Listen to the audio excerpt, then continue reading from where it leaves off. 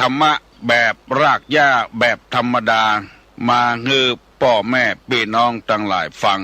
ก่อนที่จะได้ฟังนี้ขอเชิญชวนมวลพุทธบริษัททั้งหลายไหว้พระเหมือนกับนักมวยไหว้ครู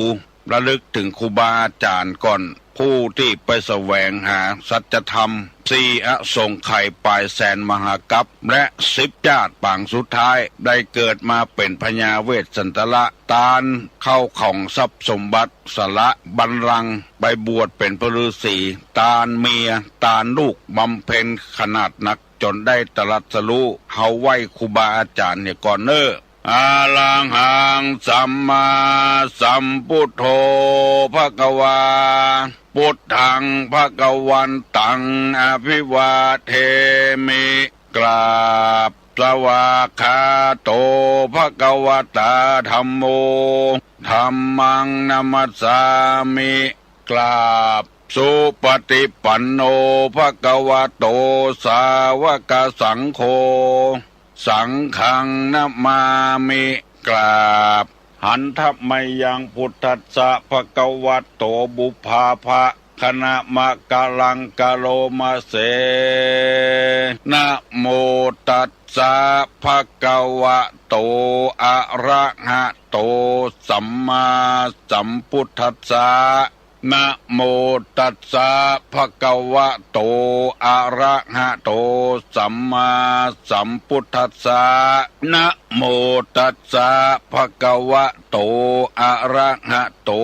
สัมมาสัมพุทธัสสะพุทธังสรณังกัจฉามิธัมมังสรณังกัจฉามิสังฆังสรณังกัจฉามิตุติยัมปิพุทธังสรณังกัจฉามิตุติยัมปิธัมมังสรณังกัจฉามิตุติยัมปิสังฆังสรณังกัจฉามิตติยัมปิพุทธังสรณังกัจฉามิตติยัมปิธัมมังสรณังกัจฉามิตติยัมปิสังฆังสรณังกัจฉามิอิติปิโสภะคะวาอะระหังสัมมาสัมพุทโธวิชชาจรณะสัมปันโนสุขโตโลกาวิทูอนุตตโลปุริสาธัมมสาละถิสัทธาเทวมนุสสานังพุทโธภควาติสวากขาโตภควตาธัมโมสันติติโกอากาลิโกเอหิปัสสิโกโอปนะยิโกปัจจัตตังเวทิตโพวินยูหิติสุปฏิปันโนภควโตสาวกสังโฆอุจุปฏิปันโนภควโตสาวกสังโฆญาญะปฏิปันโนภควโตสาวกสังโฆสามิเจปฏิปันโนภควโตสาวกสังโฆญาติตังจัตตาลิปุริสายุคานิอัฏฐปุริสาปุคลาเอสาภควโตสาวกสังโฆอาหุไนโยปาหุไนโยทักขิไนโย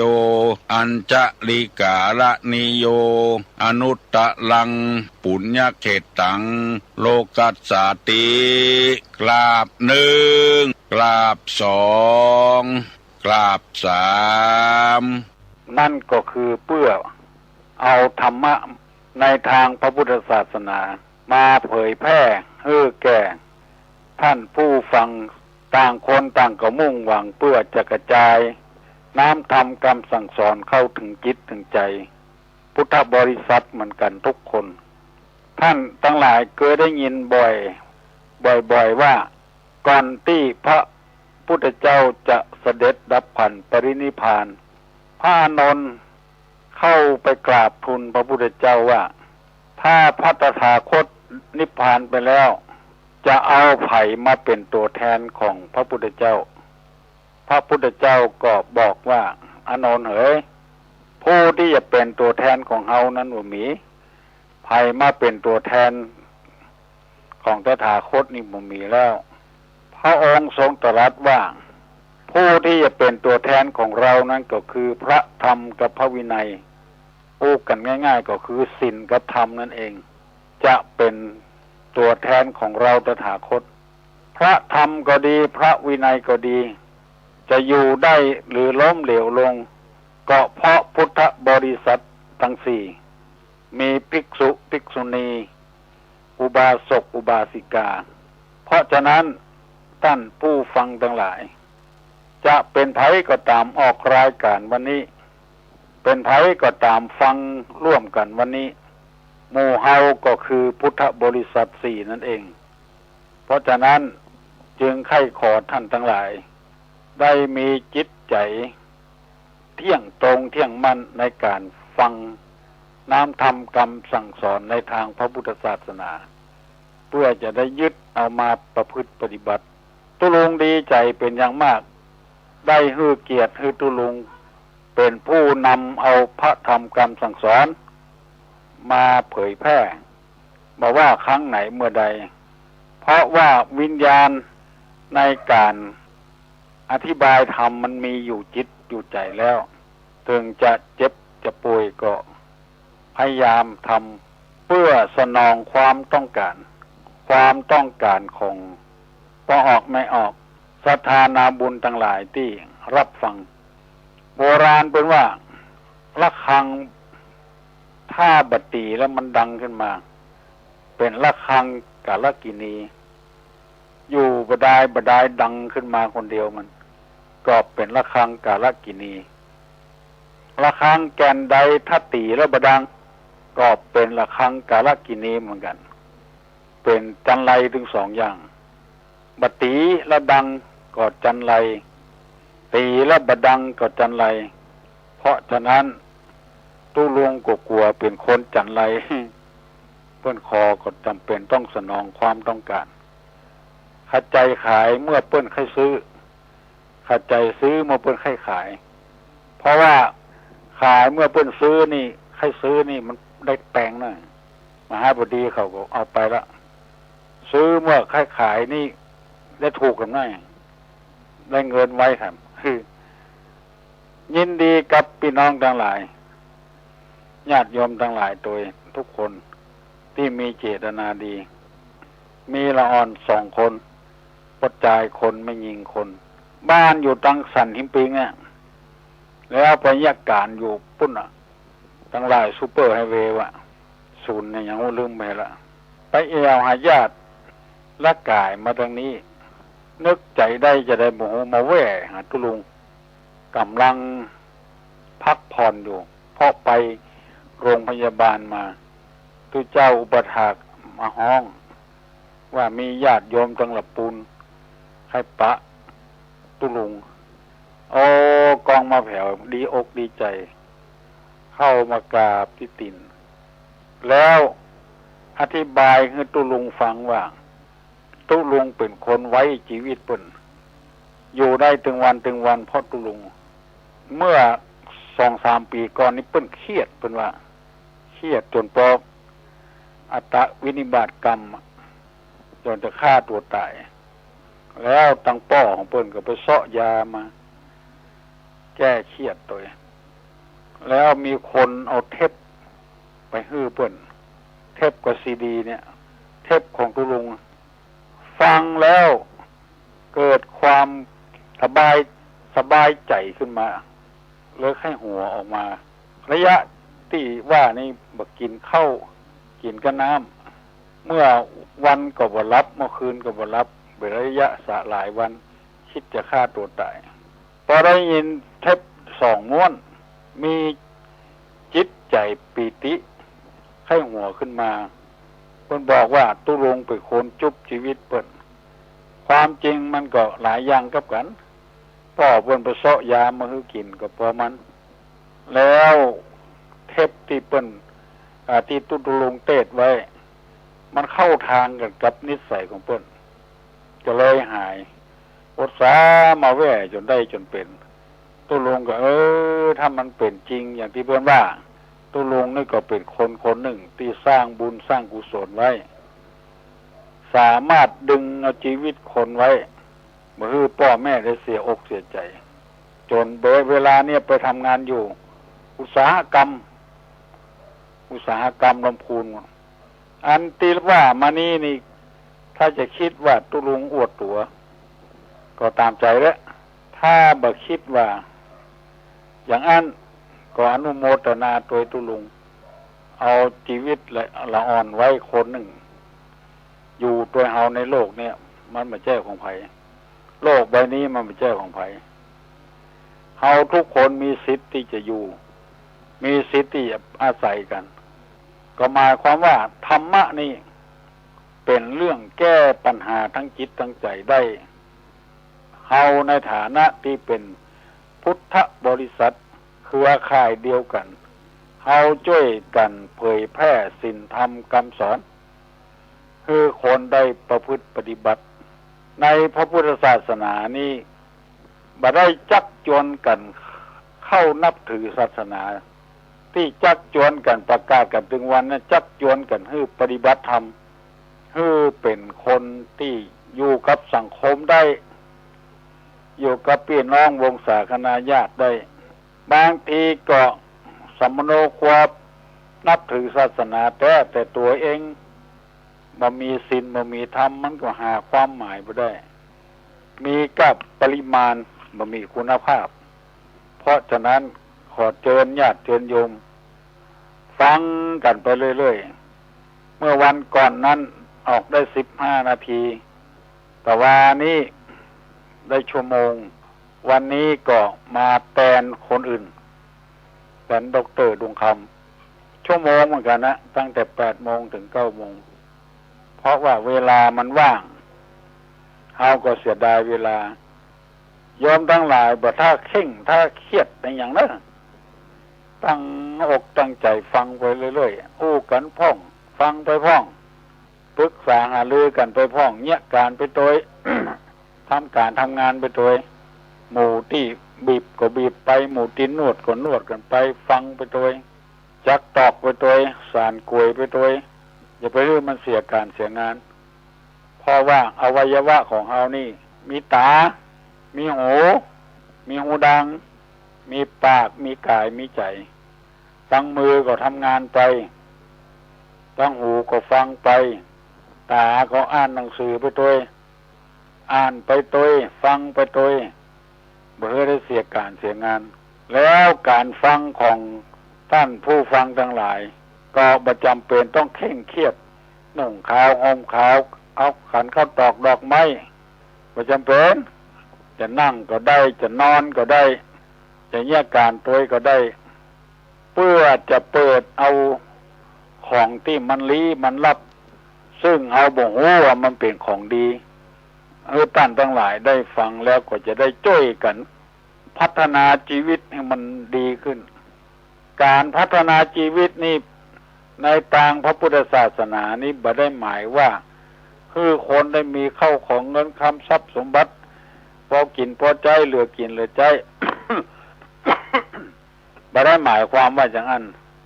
ความหมายนั่นก็คืออยู่ด้วยกันมีความสุขอยู่วัดด้วยกันก็มีความสุขด้วยกันวัดกับบ้านก็มีความสุขด้วยกันอยู่บ้านเดียวกันก็มีความสุขด้วยกันระหว่างผัวเมียพ่อแม่ระหว่างเจ้าบ้านก็มีความสุขกันอันนี้คือการพัฒนาชีวิตปัจจุบันนี้เอาหลงไปว่าการที่มีเงินมีคำพอกินพอใจเหลือกินเหลือใจคือการพัฒนาชีวิตให้เจริญรุ่งเรืองขึ้นส่วนมากเขาจะหลงไว้ว่าอย่างนี้แต่แล้วถ้าเอาบ่พัฒนาทางจิตทางใจมีเงินมีคำป่านใดร่ำรวยป่านใดมันก็บ่วิวัฒนาการขึ้นบ่ทำมือครอบครัวบ่ฮือหมู่บ้านได้เจริญรุ่งเรืองขึ้นเพราะฉะนั้นขอให้ท่านทั้งหลายช่วยกันเข้าใจในเรื่องธรรมะมันนักๆแล้วเอาใจแยะอย่างได้ช่วยกันเกาะกลุ่มรุมลากัน มีอันใดบ่คัดข้องมองใจกัน ความเจริญทางจิตทางใจก็เกิดขึ้นถึงบ้านนี่เอาก็บ่กั้นบ่ยากหยังพอแปลงใดก็มีก็อาหารการกินเครื่องประดับประดาไปไหนมาไหนก็ง่ายขึ้นดอยลอยห้วยมีรถมีรางไต่ขึ้นบ่ต้องร่นต้องเตียวอย่างแต่ก่อนแต่แล้วเอาก็ยังบ่สบายใจเตื้อเพราะว่ามีคนบ่มีคุณภาพอยู่กับเอาคนหายคนขาดคนบ่ดีบ่ดักมาสูญอยู่กับเอาจำเป็นต้องได้ระวังอยู่ตลอดเวลาบางทีก็ล้อมหัวไว้อย่างแน่นหนายังเข้ามาได้อยู่น้ำท่วมบ้านท่วมเมืองงูเลี้ยวเกี่ยวก่อนขึ้นบ้านยังบ่เดือดร้อนเต้าคนน่ะคนผู้หายผู้ขาดมันจะเอาวันใดเวลาใดหมูหนังสือพิมพ์ลงเป็นนี้แค่หัวบ้านตั้งใต้น้ำท่วมงูขึ้นมาอยู่บ้านแทนที่จะปากันโล่นหรือกลัว เป็นนั้นว่าไม่ต้องไปโซ่ว่าหากินที่ไหนล่ะเอางูมาผัดเผ็ดกินกับเขา เนี่ยมันมีพิษมีภัยยาได้นะอสรพิษนี่นะงูเลี้ยวเกี่ยวก่อนกัดจะเข็บแมงป่องนี่กันพอน้ำแห้งน้ำลดมันก็หายไปละอันพิษของคนนี่นะมันถึงบอกว่าน้ำท่วมกันน้ำบ่ท่วมกันน้ำหนาวกันน้ำร้อนกันน้ำฝนมันถึงเอากันอยู่ตลอดเวลาอันนี้ที่เขาว่าเขาบ่สบายเพราะทุกข์ใจเกิดกับคนที่กู้กันง่ายๆว่ามึงมีศีลมึงมีธรรมอยู่โดยหมู่เฮาเนี่ยเดือดร้อนกันต้องระวังอยู่ตลอดเวลาทรัพย์สมบัติหิหามาไว้หักไปหักบอดลักของเปิ้นโลภของเปิ้นจุของเปิ้นไปกินไปใจเพราะมีคนบดีมาอยู่กับสังคมถ้าอย่างพอออกไม่ออกตินนั่งฟังเวลานี้ฟังพ่องบ่ฟังพ่องจังแต่มันบ่มีปัญหาอย่างแล้วต่างคนต่างมุ่งเพราะว่าเขาได้ของดีหมดเขาได้ถ้วยดีเขาได้จานดีเขาได้เงินเขาได้คำดีของเจ้เขาบอกเขาได้หมู่นี้เป็นต้นจะพยายามเอาธรรมะธรรมโมที่มันถูกอกถูกใจพอออกไม่ออกเอามาอธิบายให้กันฟังเป็นวันเป็นวันขอร้องว่าไผ่อย่าไผ่ฟังอิ่มฟังกายตัวเน้อฟังไปอยู่เรื่อยๆดีใจนะไผ่มาหาก็บอกว่ามันธรรมะที่ตุลุงอธิบายวันนี้ก็ดีท่านมหาก็ดีเจ้าคุณก็ดีด็อกเตอร์ก็ดีอธิบายที่สถานีวิทยุเนี่ยมันฟังง่ายเข้าใจง่ายหลวงปู่หลวงพ่ออย่างอธิบายในวิทยุเขาก็เป็นที่น่าปลื้มดีอกดีใจบางคนว่าที่ตุลุงอธิบายนะมันปลอดสารพิษว่ามันมีสารพิษตกค้างอยู่บัดสร้างความเดือดร้อนให้ไผเพราะธรรมะในทางพุทธศาสนาแท้ๆนี่นะมันบ่มีสารพิษแท้ยิ่งฟังก็ยิ่งเข้าใจยิ่งปฏิบัติก็ยิ่งมีความรู้ดีขึ้นครอบครัวก็ดีขึ้นบ้านจองหอเฮือนวัดวาอารามก็ดีขึ้นบ่มีพิษมีภัยอาหารการกินบางอย่างยังมีพิษมีภัยแต่ว่าธรรมะนี่ถึงบ่มีพิษแต่ยิ่งฟังยิ่งปฏิบัติก็ยิ่งเจริญขึ้นการปฏิบัติธรรมนี่นะจะปฏิบัติด้วยวิธีไหนก็ได้เขาจะไปนั่งอย่างที่เพื่อนปฏิบัติธรรม7 วันกับ15 วันกับเดือนกับอย่างอันก็ได้อย่างอันสำดีคือมันมีพิษมีภัยอย่างเขาอยู่อย่างเอาอยู่ทั้งวันเนี่ยอยู่ที่บ้านที่จองเนี่ยเขาก็ปฏิบัติก็ได้อันนี้ก็เรียกว่าปฏิบัติธรรมเหมือนกันคือต่างคนต่างมีพิษมีภัยกันตุลงได้เอากรรมบัณฑิตนักปราชญ์เพิ่นเขียนไว้มาเสนอให้พี่น้องทั้งหลายฟังในหัวข้อที่ว่าข้อเตือนอกเตือนใจได้เล่าไปแล้ว10 ข้อด้วยกันจะเล่าให้ลืมมือแห่งกรรมว่าอย่าเห็นแก่ตัวอย่ากลัวลำบากอย่าอยากของเขาอย่าสาวหาเรื่องอย่าเลี่ยงความจริงอย่าอิงผู้อื่นอย่าตื่นข่าวลืออย่าถือตัวเก่งอย่าแบ่งกินฟรีอย่าหนีพ่อแม่ ได้10 ข้อไปแล้ววันนี้จะเพิ่มเติมแถมสัก2-3 ข้อข้อ11 12ว่าข้อ11ว่าอย่าแสหาความข้อที่2ว่าอย่าซ้อมหาเหตุข้อที่13ว่าอย่าเจตนาให้ไผมีปากกามีสมุดจดไว้ก็ได้ไว้คือลูกคือหลานแถมน้อยได้อ่านข้อที่10ว่าอย่าหนีพ่อแม่ข้อที่11ว่าอย่าแสหาความข้อนี้คือความผิดอย่าไปเสาะหาเรื่อง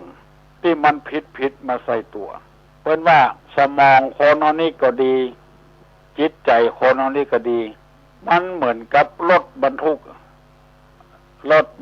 คนโดยสารหรือก็มาอ้างกับรถขนส่งรถใส่ทรายใส่แห่ใส่หินเหมือนอย่างนั้นนะถ้าน้ำหนักรถต่อใดเฮาก็ควรจะใส่น้ำหนักใหม่มันเหมาะสมกับน้ำหนักรถถ้าใส่เกินอัตรานำไปรถก็จะลุเร็วพังเร็วเสียเว้ยบนถนนเส้นนี้เปิ้นฮือวิ่งแต่อันไม่แต่อี้ไม่ถ้าควบคุมความเร็วบนถนนมันจะบ่มีอย่างยุ่งยากที่มันจนกันรถเสียรถยางระเบิดกันเพราะว่ามันบรรทุกเกินอัตราลงไปบรรทุกหนักเหลือน้ำหนักรถวิ่งบนถนนโวยลงไปรถอื่นตัดหน้าเบรกบัดตันน่ะกองเบรกก็ปิ้นจะลิ่นไปละคนที่คนต่างเสียเวลาเสียเงินเสียทองเจ็บป่วยตัวแหมต่างหากต้องไปยุกไปยาตัวเก่าอันที่ว่ามานี้เป็นข้อเปรียบเทียบว่าคนเอานะมันสมองก็ดีความคิดก็ดีจิตใจก็ดีอย่าไปบรรทุกมันนักลงไปเบิดเก็บเอาเรื่องหนึ่งมาใส่เก็บเอาเรื่องหนึ่งมาใส่มันนักลำไปก็เลยเป็นไอ้อย่างไปเป็นโรคประสาทเป็นบ้าไปเลยมันบรรทุกนักลำไปความข้อที่11นี่หมายความว่าอย่าไปแสหาความเนี่ยซวกหาความแล้วเอาเรื่องร้ายมาใส่เกิดบ่ม่วนอกบ่ม่วนใจขึ้นเฮาบ่ระงับมันก็เดือดร้อนไปถึงวันบางทีเรื่องของคนอื่นทำเป็นได้ยินพ้องบ่ได้ยินพ้องก็พอแล้วอันนี้ไปซอถามเอาจนได้ท่านทั้งหลายเคยสังเกตก่อนมันว่าแย่หาพงบ่โหบอกว่าใหญ่ลงว่าก้าคิงลืมไปก้าแช่อยู่หั่นน่ะควักจีอยู่หั่นน่ะอันนี้เป็นคนที่ยังบ่สมบูรณ์เด้อมันว่าอย่าได้หามมันบอกว่าอย่างรู้ก็แล้วนะอันนี้ไปแซ่หากำโบราณบอกว่าเปิดขอนหาจักเข็บเสาะหาเรื่องหาราวมาใส่ตัวอยู่ดีๆแต่เสาะหาเล็กจีมาข้นก้นเลยอยู่บ่ม่วนไปเนี่ยอย่าแซ่หาความกินเหล้าด้วยกันต่างคนต่างเลิกไปเนี่ยอันนี้เอาเรื่องเอาราวมาตั้งและพิษหัวกันเรื่องการบ้านการเมืองไม่ใช่เรื่องเฮาสักหน่อยเฮามีหน้าที่เสาะว่าหากินเลี้ยงผัวไผผัวมันเมียไผเมียมันเนี่ยมันก็หมดเรื่องไว้แหละไปเสาะหาอันนั้นเป็นอันนั้นอันนี้เป็นอันนี้ก็แซ่หาความกันเดียวพิษหัวกันเสาะหาเรื่องหาราวมาสู่ตนอันนี้ขอฝากขอฟังพี่น้องทั้งหลายพิจารณาเด้อบาได้ว่าคือไผสักคนน่ะคือเฮาเปิดของที่มันปิดไว้คือได้หูได้หันมันเป็นอย่างเงี้ยเสาะหาตุกมาใส่ตัวอยู่ดีๆแต่บอกว่าดีเสาะหาเรื่องหาราวสารพัดอย่างขอแสดงความยินดีขอบคุณเนอะกับปออกไม่ออกประธานาบุญทั้งหลายว่าไปก็เวลาจะเสี่ยงไปเห็นแล้วตุลงท้ายจะขอนำรายการนี้กลับคืนไปก่อนเนาะวันหน้าวันตากล้วยปลากล้วยปกวันทำไม จะปั่นป้อนเนอะของอยู่ดีมีสุขอายุมั่นยืนยาวนิมากล้าขึ้นมีโชคมีลาภปราศจากโรคภัยไข้เจ็บอันร้ายแรงใจยะสิทธิธนังลาพังโสถีพระกัญญังสุขังพลังสิริอายุจะวันโนจะโพคังวุติจะยะสวาสตาวาสาจะอายุจะจีวสิทธิภวันตุเตวุธาปจายิโนจัตตาโลธรรมาวัฏันติอายุวันโนสุขังพลัง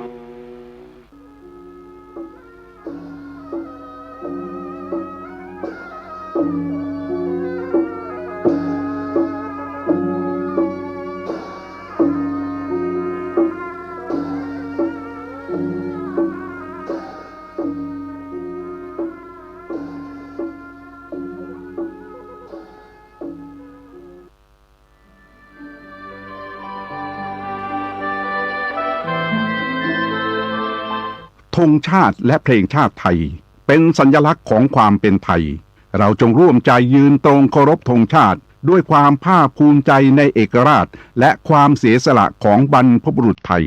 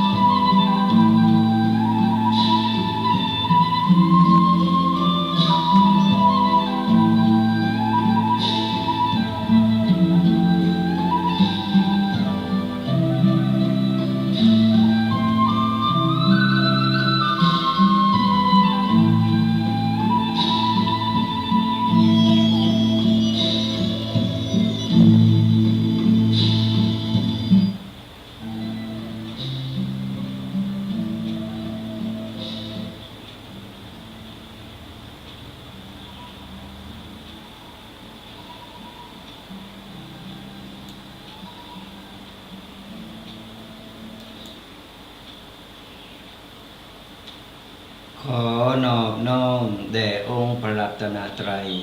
เจ้าแก้วตั้งสามประการอันมีพระพุทธพระธรรมพระสงฆ์เป็นตีเปิงตีสูงสุดของหมู่เอาเจ้าพุทธทั้งหลายก็กราบไหว้สามายังพระมหาเถระพระเถระพระสังฆาธิการครูบาอาจารย์จูรุจูตนด้วยความเคารพยิ่งขอเจริญสุขเจริญธรรมจงบังเกิดมีแด่ท่านสาธุชนพุทธบริษัทจุผู้จุคนตีกำลังสดับหับฟังกับรายการธรรมกำยองกับตุกเจ้ายองป่าสร้างวันนี้เราก็ได้มาพบปะเจอกับสดาญาติโยมกันแหนมแล้ววันนี้ตรงกับวันเสาร์ที่17 มกราคม 2569 วันนี้ก็เป็นวันดีรอคอยของสดาญาติโยมหลายๆท่านหลายๆคน เดินนึงก็รอคอยอยู่2 วัน ก็เป็นประจำนะสดาญาติโยมตั้งหลายกับรายการธรรมกำยองของเฮาวันนี้ได้มาอุมามาตักมาตายกันแต่ว่าก็ผ่านไปแล้วเป็นวันครูแห่งชาติก็ได้ผ่านพ้นกันไปวันพุธนี่ก็เป็นวันพระใหญ่นะสดาญาติโยมตั้งหลายวันพุธตรงกับวันพระขึ้น15 ค่ำตรงกับวันเก่าก่อนตัวเนอะก็สดาญาติโยมจะทำอะไรยังก็พอก้อยหือดีอากาศก็เหมือนกันสดาญาติโยมทั้งหลายตอนนี้อากาศกำลังเปลี่ยนแปลงเดียวเดียวหนาวฮ้อนมาได้วัน2 วันเริ่มหนาวเห็นละวันนี้ก็ตั้งอำเภอป่าซางของเฮาก็อยู่ที่16-17 องศาก็ยังแควนอยู่บ่ถึงก็หนาวขนาดหรือว่าบ่ถึงก็อบอุ่นแต่ก็ยังเย็นอยู่ยิ่งขวายก็ยิ่งหนาวก็ดูแลสุขภาพกันต้นสดาญาติโยมทั้งหลายสุขภาพร่างกายนี่สำคัญที่สุดกันสุขภาพร่างกายของเฮาล้มป่วยไปนี่มันลำบากเดี๋ยวก็โรคนั้นโรคนี้มาโตยมันถึงผีซ้ำดำพลอยเพิ่นว่ามันถึงโตยมาลกโลกันมาอย่าง2อย่าง3อย่างโตยมาอันนั้นเพิ่นถึงว่าคนเฒ่านี่บ่ใครไปหาหมอก่อนไปโกรธสุขภาพไปปุ๊บเอาละปะโลกนึงเดี๋ยวเริ่มโตยกันมานี่ยกขยงกันมาความดันเบาหวานต่างๆนานาไขมันจิปาถะก็ดูแลสุขภาพสำคัญที่สุดบ่มีโรคก็ดีละมีโรคประจำตัวบ่มีไข้บ่มีเจ็บอดแอเป็นธรรมดาแต่มีโรคประจำตัวอันนี้ก็แล้วแต่กรรมแต่เว้นแล้วแต่ไผบุญไผใบบุญมันที่สร้างกันเอาไว้ก็บ่ว่ากันมันตามกรรมตามเว้นนั่นแหละแล้วแต่เพิ่นจะจัดสรรมาเมื่อเสาร์ที่แล้วนี่บ่ได้จัดรายการก็เพราะว่าเฮาได้ไปสร้างความอบอุ่นฮือกับละอ่อนบนดอยสดาญาติโยมทั้งหลายเฮาว่าทั้งลุมเฮายังหนาวเจ้าอีนะเมื่อวันเสาร์ที่แล้วอาตมาพาป่าสดาญาติโยมไปสร้างบุญสร้างการกุศลโดยที่ว่าเพิ่นเดือดร้อนในการอากาศอาตมาภาพก็เลยป่าสดาญาติโยมไปสั่งบุญสั่งกุศลโดยการไปแจกผ้าห่มขนมนมเนยของใจของเล่นอุปกรณ์การเครื่องเข็นอุปกรณ์การกีฬานี่เอาไปแจกหรือก็ละอ่อนบนดอยโอ้ยอากาศหนาวสดาญาติโยมทั้งหลายอาตมาภาพเนี่ย ไปพักข้างคืนหนึ่งเหมือนเปิ้นเนี่ยยับเอาไปใส่ในตู้ช่องฟิตของตู้เย็นสดาญาติโยมทั้งหลายกระดุกกระดิกปอมได้ มันจึงหนาวเป็นห้องว่าหนาวเน็บหนาวแบบอู่ซื่อๆคณะที่ไปโดยกันนั่นไงที่ไปพักอยู่ที่นั่นนะแปะน้ำกันหมด โดนน้ำก็บ่ได้โดนน้ำก็สะดุ้งยุบโอ้ยเฮาไปพอเพิ่นเฮาว่าตั้งลุมเฮาหนาวอีนะขึ้นไปอยู่บนบนดอยแม่วินนะอำเภอแม่วางโอ้ยเพิ่นหนาวก็สำเร็จลุล่วงไปด้วยดีด้วยความอนุเคราะห์และก็ได้ความร่วมมือจากผู้ใหญ่ใจดีเศรษฐีใจบุญ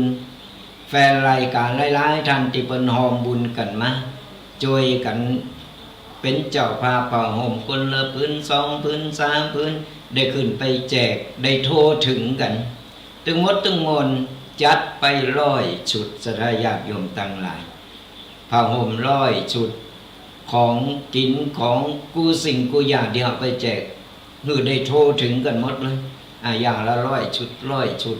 โอ้เป็นดีปลื้มเป็นดีอิ่มอกอิ่มใจสถาญาติโยมทั้งหลายอิ่มอกอิ่มใจตึงผู้ให้หรือว่าผู้ฮือนี่แหละแล้วก็ผู้รับตัวนี่คนนับเปิ้นก็ปลื้มอกปลื้มใจดีใจที่หันหมู่เฮาบละบักวางกันยังช่วยเหลือเฟื้อกันไปคนหือก็โอ้ยปลื้มอกปลื้มใจอิ่มหูอิ่มตาอิ่มกายอิ่มใจบุญก็ได้ใส่ก็เต็มอย่าได้สระญาติโยมทั้งหลายเฮาเอาไปแจกเป็นเต็มตีตึงขนมตึงกล้วยทอดตึงของกินของว่าต่างๆพร้อมกันนี้เวลาเฮาจะลงจากดอยลงมาเปิ้นก็คนพักคนไม้มาโอ้ยพักเปิ้นนี่เอามาแกงในหวานสระญาติโยมทั้งหลายเอาไป2 กันรถเปิ้นก็หือมา2 กันรถเหมือนกันพักไม่ใส่คือที่เปิ้นปลูกอยู่บนดอยโปรดต้องอิ่มกันโตหน้าเอามาแจกมาจ่ายสระญาติโยมที่ไปโดยกันที่อยู่ที่บ้านก้าไผที่นี่เอามาแจกมาจ่ายได้โทรถึงกันโอ้ยบุญก็ได้ใส่ก็เต็ม โอ้โมนงานสระญาติโยมอิ่มหูอิ่มตาได้ไปหูไปหันได้ไปเปิดไปเป็นบรรยากาศพอบ้านเปิ้นเมืองเปิ้นเป็นอย่างใดกันความเป็นอยู่ของเปิ้นเป็นอย่างใดนี่แหละช่วยเหลือเฟื้อกันไปสร้างบุญสร้างกุศลกันไปคนที่ไปโดยกันนั่นนะวันนั้นเอารถตู้ไป3 กันรถโซนโตแหมรถติดตามแหมรถขนของแหมก็ติดอกติดใจสระญาติโยมทั้งหลายเพื่อลงมาปุ๊บโอ้ยโมนแตะโมนวาทุกปีเดี๋ยวคราวหน้าจัดแหมเนอ เดี๋ยวเอาไว้ก่อนพักเอาแหงนิดหน่อยก่อนตอนนี้ก็การงานหลายเอาไว้วางๆก็จะได้บอกบุญจะได้ไปกินไปตานสร้างบุญสร้างกุศลกันต่อก็ขออนุโมทนาบุญเอาบุญมาฝากกับทุกท่านทุกคนตีโฮมไม่โฮมมือโฮมแหงโฮมใจเป็นกำลังใจกันแล้วก็โฮมจตุปัจจัยกันมาโฮมจตุปัจจัยกันมาเอาไปเป็นสิ่งของนำเอาไปแจกเอาไปบริจาคกับคนที่เปิ้นด้อยโอกาสอยู่ตั้งบนดอยเปิ้นบ่เหมือนตั้งลุมบ้านเฮาตั้งลุมบ้านเฮานี่ก็ได้ยังกว่าเดินหาซื้อได้แต่ตั้งบนนี่มันไปมาลำบากสระญาติโยมทั้งหลายเฮาช่วยได้เฮาก็ช่วยกันไปแบ่งปันกันไปสร้างบุญสร้างกุศลยังเมื่อเฮายังมีชีวิตอยู่เวลาเฮาล้มหายตายจากไปแล้วเนี่ยไปอ่อนวอนไปหาบุญกุศลที่ไหนมาช่วยมากั้มเฮาก็บ่ได้ในมือเฮามีโอกาสบ่ต้องไปพัดวันประกันพรุ่งบางคนเฮาโจรไปไปแจกของที่หันตีนี่ปนมือเอาไว้ก่อนเตอะยังไปเติมมีไผพอลูกพอหลานร่างกายบ่ไขไว้เดียวเอาไว้เท่าน้อยก่อนนี้ข้ออ้างสารพัดอย่างเพื่อเพิ่นถึงแก่โตมาปุ๊บ ไปบ่ได้แล้วปัญหามไปก็ไปบ่ได้ก็จำเป็นต้องเสียดายเนาะนี่เวลาเฮาลุกได้เตียวได้ไปมาได้ไปเตอะสราญาติโยมทั้งหลายถือว่าอย่างน้อยเฮาก็ได้เป็นบุญหูบุญตาบุญใจที่มันเกิดขึ้นกับเฮาได้เฮาเกิดมาตึงจากที่ไหนที่เฮาบ่ฮู้บ่หันอันใดที่เฮาบ่เคยไปเฮาก็ไปพอกับเปิ้นไปฮู้ไปหันไปเปิดหูเปิดตากันเป็นการชาร์จแบตหือโตะเก่าชาร์จแบตหือโตะเก่าอยู่ไหนก็คือเติมพลังหือโตะเก่าตื่นมาก็จำเจอยู่ที่เดิมอย่างเดิมเหมือนเดิมตึงวันก็เข้าใจชีวิตอย่างอี้มาค่อนชีวิตแล้วเหลือแอมว่าต่อใดแล้วที่เราจะต้องลาละโลกไปนับเวลาถอยหลังเพราะฉะนั้นเราต้องไปรอวันเวลาเขาบอกว่าเราจะมีโอกาสได้ตื่นขึ้นมาแหมสักกี่เจ้าวันใดที่เราได้นอนรับและตื่นขึ้นมาได้หันหน้าหันตาได้หันพระอาทิตย์ได้หันลูกหันหลานถือว่าเป็นบุญในแต่ละวันนี่เพราะว่ามันกว่าจะคนเฮามันใจแรงงานมาหนักใจชีวิตมาเหมือนแล้วตึงวันนี้ก็นับถอยหลังเพราะว่าเปิ่นว่าเฮาว่าไผสักคนสดาญาติโยมตั้งหลายนับเวลาถอยหลังแต่ก่อนที่เราจะนับเวลาถอยหลังใจเวลามีประโยชน์สร้างบุญสร้างกุศลกันเข้าไปสร้างบุญสร้างกุศลไว้หนักๆเพราะว่าจะเป็นแสงสว่างนำทางเราไปสู่ภพภูมิที่ดีก็เราทำได้ทำไปบ่ต้องไปพัดวันนั้นพัดวันนี้อ้างหันอ้างนี่ก่อนที่จะมีเวลาเราได้พัดวันประกันพรุ่งต่อไปนี่ก็ฝากกันเอาไว้เวลาเราเตียวได้ไปได้เยะได้ทำไปเถอะอันยังก็ได้จะไปนั่งนอนรอวันตายอย่างเดียวมันก็ไม่ได้ก่อนจะตายก็สร้างบุญสร้างกุศลสร้างความดีกันเอาไว้หนักๆก่อนที่จะเข้ารายการเราก็จะประชาสัมพันธ์งานบุญงานกุศลแห่งงานหนึ่งสราญาติโยมทั้งหลายขอเชิญคณะศิษยานุศิษย์ลูกศิษย์ลูกหาของพระเดชพระคุณพระพุทธบาทพิทักษ์ได้มาโฮมกินโฮมตาลโฮมงานกันที่วัดพระพุทธบาทตากผ้า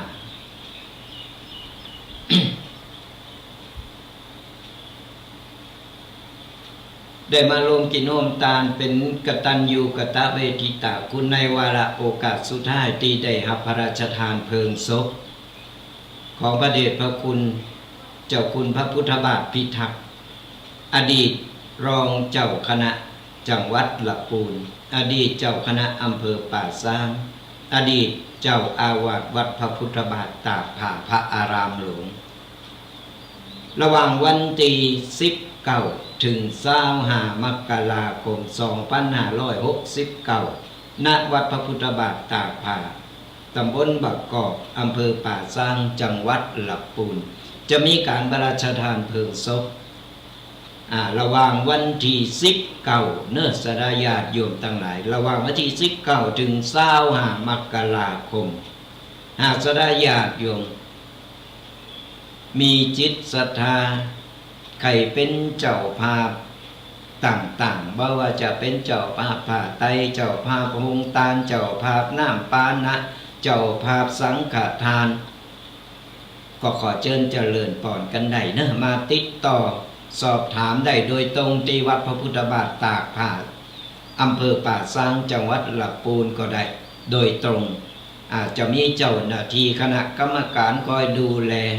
คอยอำนวยความสะดวกให้กับศรัทธาญาติโยมกันหรือว่าอยู่ไกล ใครมาอมบุญใครรวมบุญรวมกุศลก็บอกว่าจะไปติดต่อตั้งใดก็ติดต่อโดยตรงมาทางเบอร์โทรของวิทยุของเฮาก็ได้ตี0826112245โทรมาเบอร์นี้ก็ได้เดี๋ยวอาตมาภาพก็จะได้แจ้งรายละเอียดว่าติดต่อตั้งใดอย่างใดก็เขาบอกตั้งนี้เดียวเบอร์โทรจะสับสนหรือจะจำผิดจำถูกกันใครมีจิตศรัทธาใครให้ใครหอมใครรวมเป็นเจ้าภาพอย่างก็เดี๋ยวอาตมาภาพจะเป็นสื่อกลางหรือสดาญาติโยมจะเป็นสื่อกลางสดาญาติโยมเป็นสะพานบุญก็จะได้ห้องไปโดยตรงตีงานเลยก็ได้คือโทรมาเบอร์นี้เบอร์เดียวเลยเนอะสดาญาติโยมทั้งหลาย0826112245จดกันเอาไว้เนอะ0826112245โทรมาเบอร์นี้แล้วอาตมาภาพก็จะได้รายละเอียดเกี่ยวกับงานพระราชทานเพลิงศพของเจ้าคุณพระพุทธบาทพิทักษ์อดีตรองเจ้าคณะจังหวัดลำพูนอดีตเจ้าคณะอำเภอป่าซางอดีตเจ้าอาวาสวัดพระพุทธบาทตากผาพระอารามหลวงก็บอกกันต่อๆกันไปงานของเราจะมีขึ้นระหว่างวันที่19วันที่19ถึงวันที่25มกราคม2569บอกประชาสัมพันธ์กันโดยหากสดาญาติโยมสะดวกอ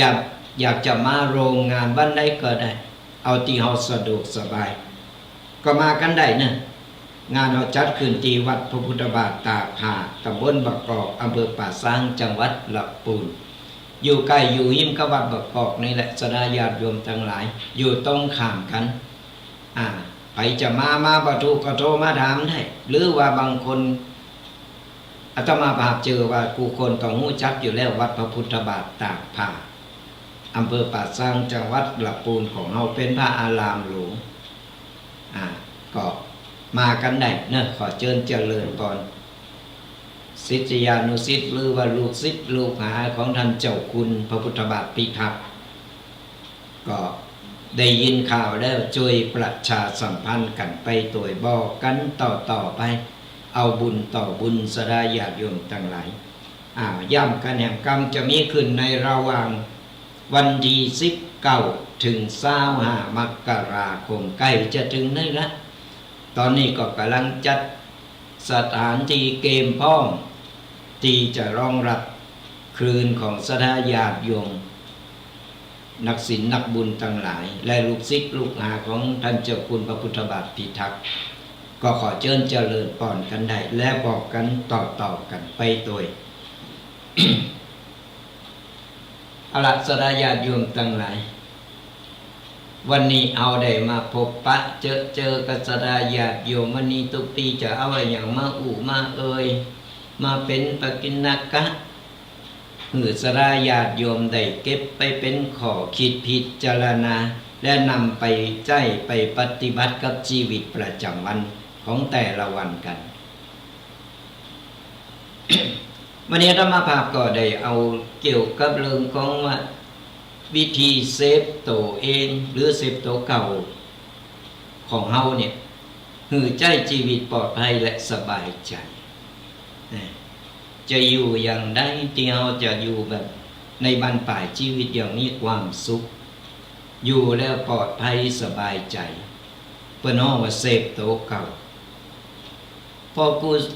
ตึงวันเดียวมันตั้งแต่น้อยขึ้นมาเฮาใจชีวิตมาทุกรูปแบบ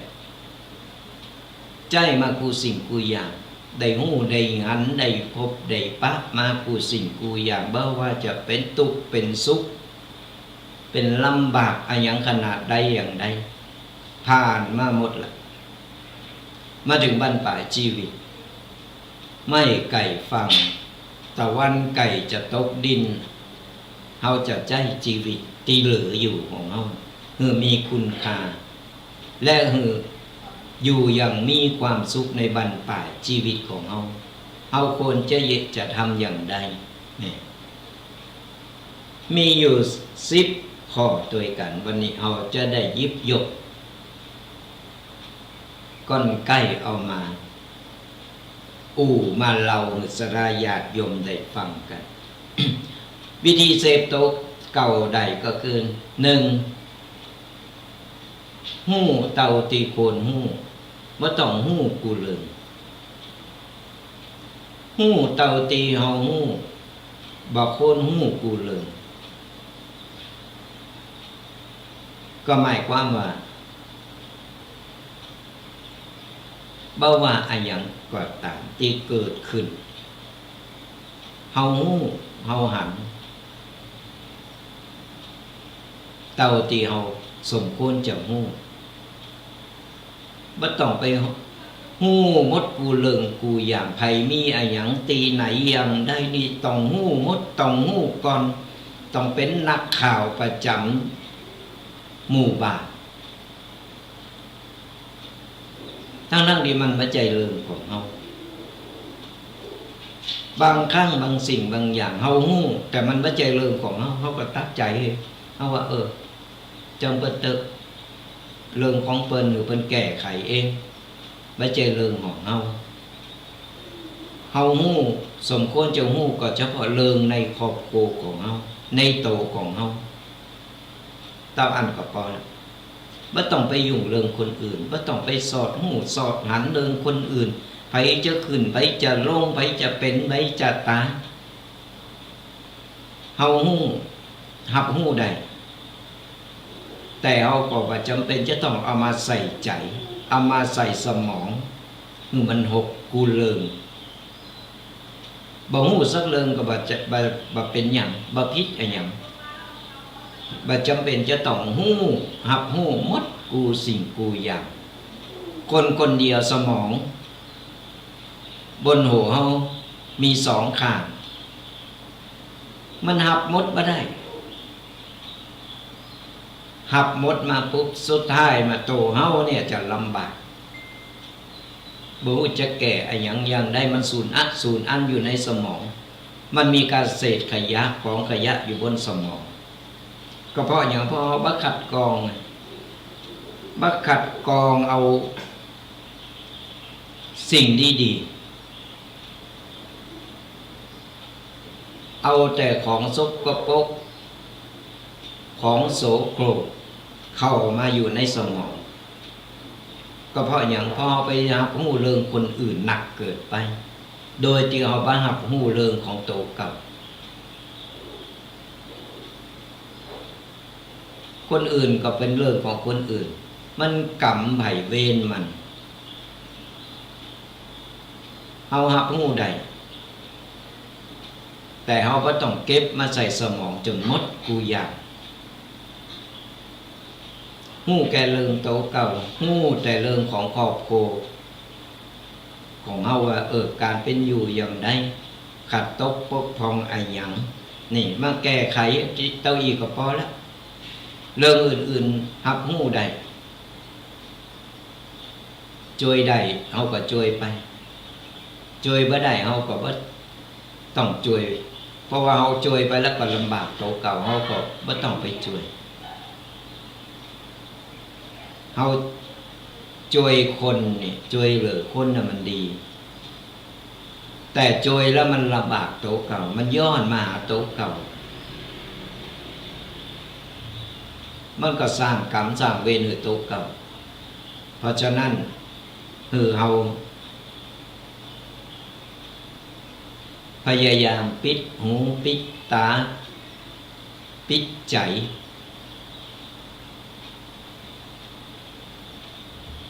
และก็ดูแลครอบครัวของเฮาดีกว่าเรื่องไผเรื่องมันฮักจังมันเด้ผมจังมันเถอะ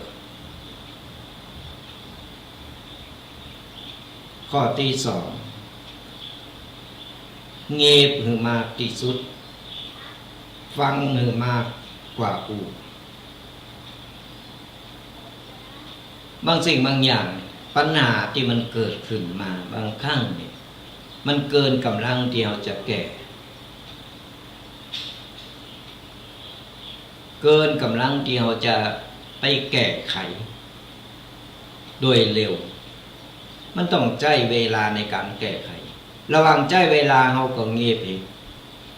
ไปว่าอะไรยังก็ตามไปยังได้ก็ตาม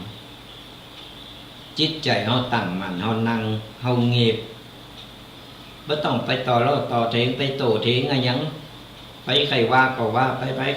สักวันการเวลามันจะพิสูจน์เองการเวลามันจะทำให้เป็นคำตอบ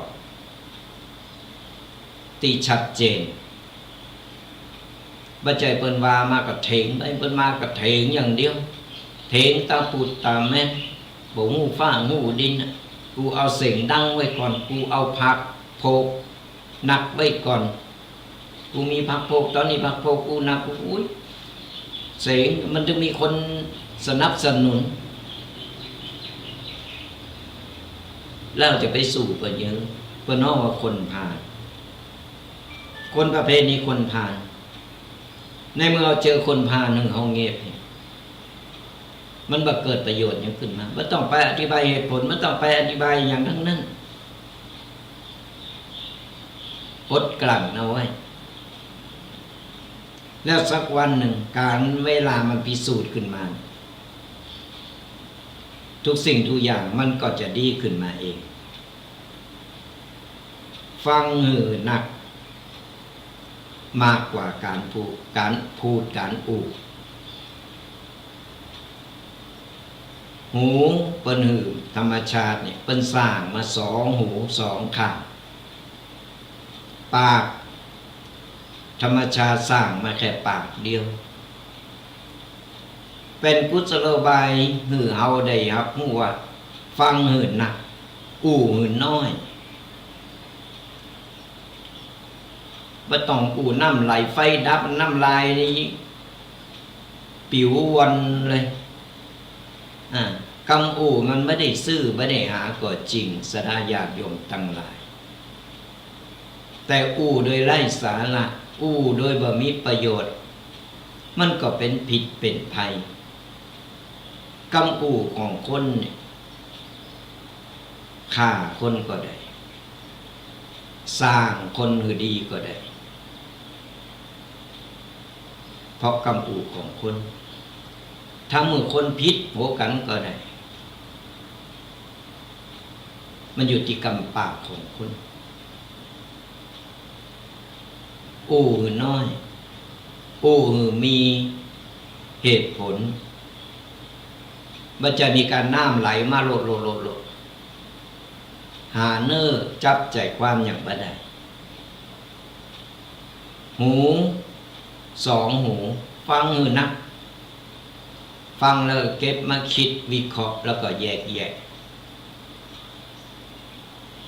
ไม่ใช่ฟังมากก็อู่ไปฟังมากก็อู่ไปจับต้นจนปลายบ่ได้ก่อนอู่มันบ่ได้อรรถรสมันฟังแล้วมันสั้นไปก็ต่อเติมเข้าไปแหมยาวเข้าไปแหมเหมือนเป็นเรานิทานกันนะปวดตรงบ่จบบ่สิ้นแล้วสุดท้ายเป็นเรื่องเป็นราวเป็นเรื่องเป็นราวว่าก็ย้อนมาทุกเก่าก็มาถามให้ว่าก็อีนั่นว่าบ้านั่นว่าและอีคนใดก็บ้าเท่านั้นอีเท่านั้นก็หาคนอู่ไปก็มันจะไปหาอู่ได้อย่าได้ล่ะหาหลักฐานได้อย่าได้ก็เฮาสร้างขึ้นมาเองแต่เฮาบ่ยอมรับส่วนมากมันเป็นเอาความมันเอาความสะใจแล้วมาหูโตตอนหลังก็ไปย่อมมาพิษโยนหนึ่งคนนั้นโยนหนึ่งคนนี้เปิ้นว่ามาก็เปิ้นคนไหนก็เปิ้นนั่นน่ะก็เปิ้นไหนก็บ่ฮู้ว่าเปิ้นนั่นน่ะก็มันมีที่มาที่ไปเนี่ยเพิ่นถึงบอกว่า เงียบหือมากที่สุดฟังหือมากที่สุดกว่าการอู่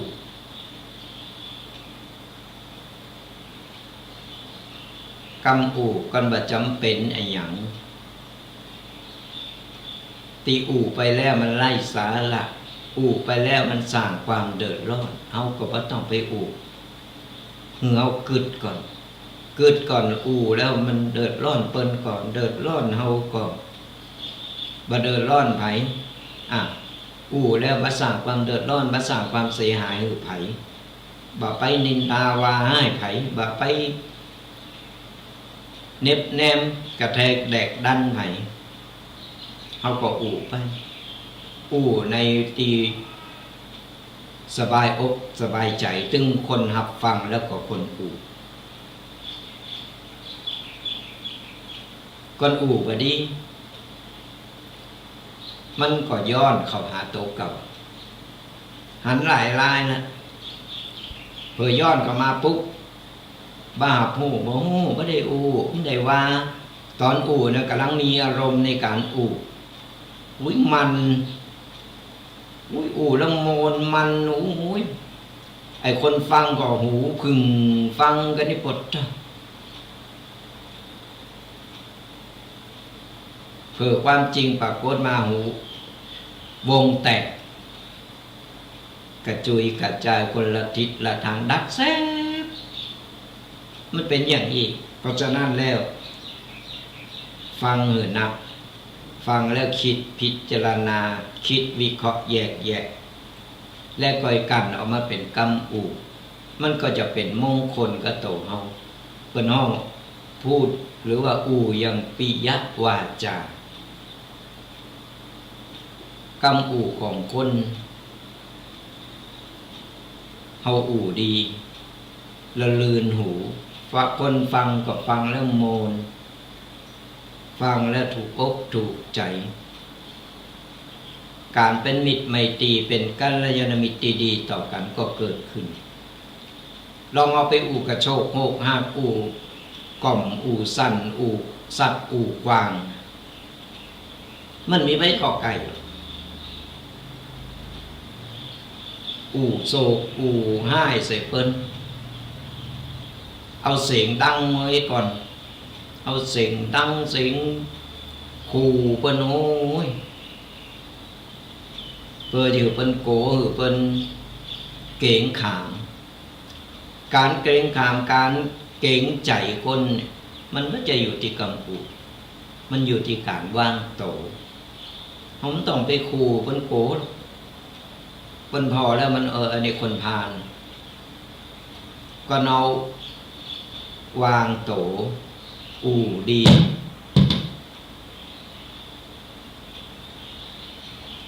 เราก็จะมีวางโตอู่ดีเราก็จะมีในการดี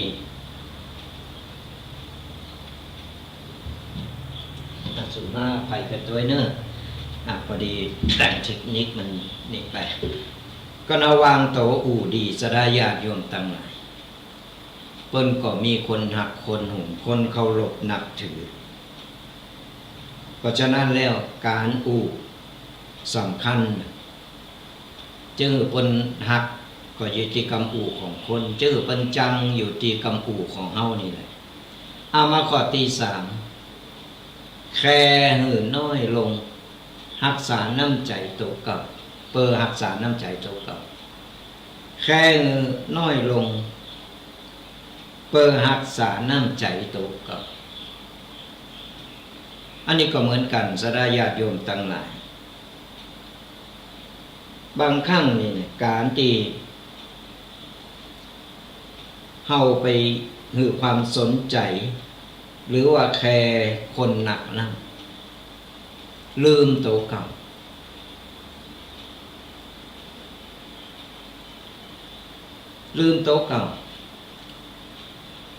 คือไปใส่ใจเป็นความสำคัญกับคนหนักล่ำคนอื่นเป็นหนักล่ำโดยที่โตะเก่าเนี่ยบ่เป็นอย่างเอาคนอื่นมาก่อน อันนี้ก็เตาก็ว่าเฮาเนี่ยไปให้ความสำคัญเป็นหลักแล้วเฮาต้องดูแลตัวเฮาโตยสุขภาพร่างกายแล้วก็จิตใจของเฮาโตยเฮาต้องรักษาน้ำใจของตัวเฮาโตยบ่มีไผหรอกตีจะบ้าหักโตกับอย่างน้อยเนี่ยโตเฮาต้องหักโตเฮาก่อนแล้วก็ไปหักคนอื่นไปแคร์คนอื่นไปใส่ใจคนอื่นบางคนโอ้ยหักคนแต่หักคนว่ามีหยังก็ทุ่มเทเป็นหมดกูสิ่งกูอย่างแต่โตเก่ายอมตุกยอมอดกูสิ่งกูอย่าง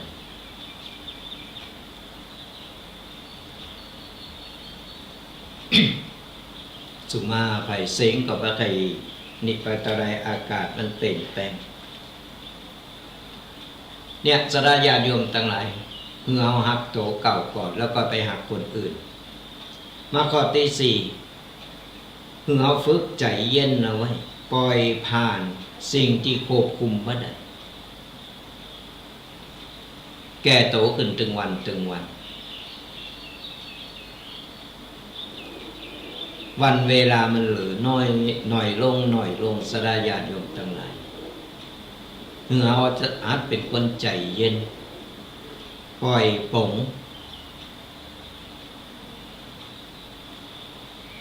ปล่อยผ่านบางสิ่งบางอย่างบางเรื่องที่เรามันแก้ไขบ่ได้หรือมันสุดกำลังที่เราจะมาแก้ไขแล้วเราปล่อยผ่านไปอย่างที่บอกว่าปล่อยผ่านไปคือการเวลามันทำงานของมันเองปล่อยผ่านสิ่งที่เราควบคุมบ่ได้ไป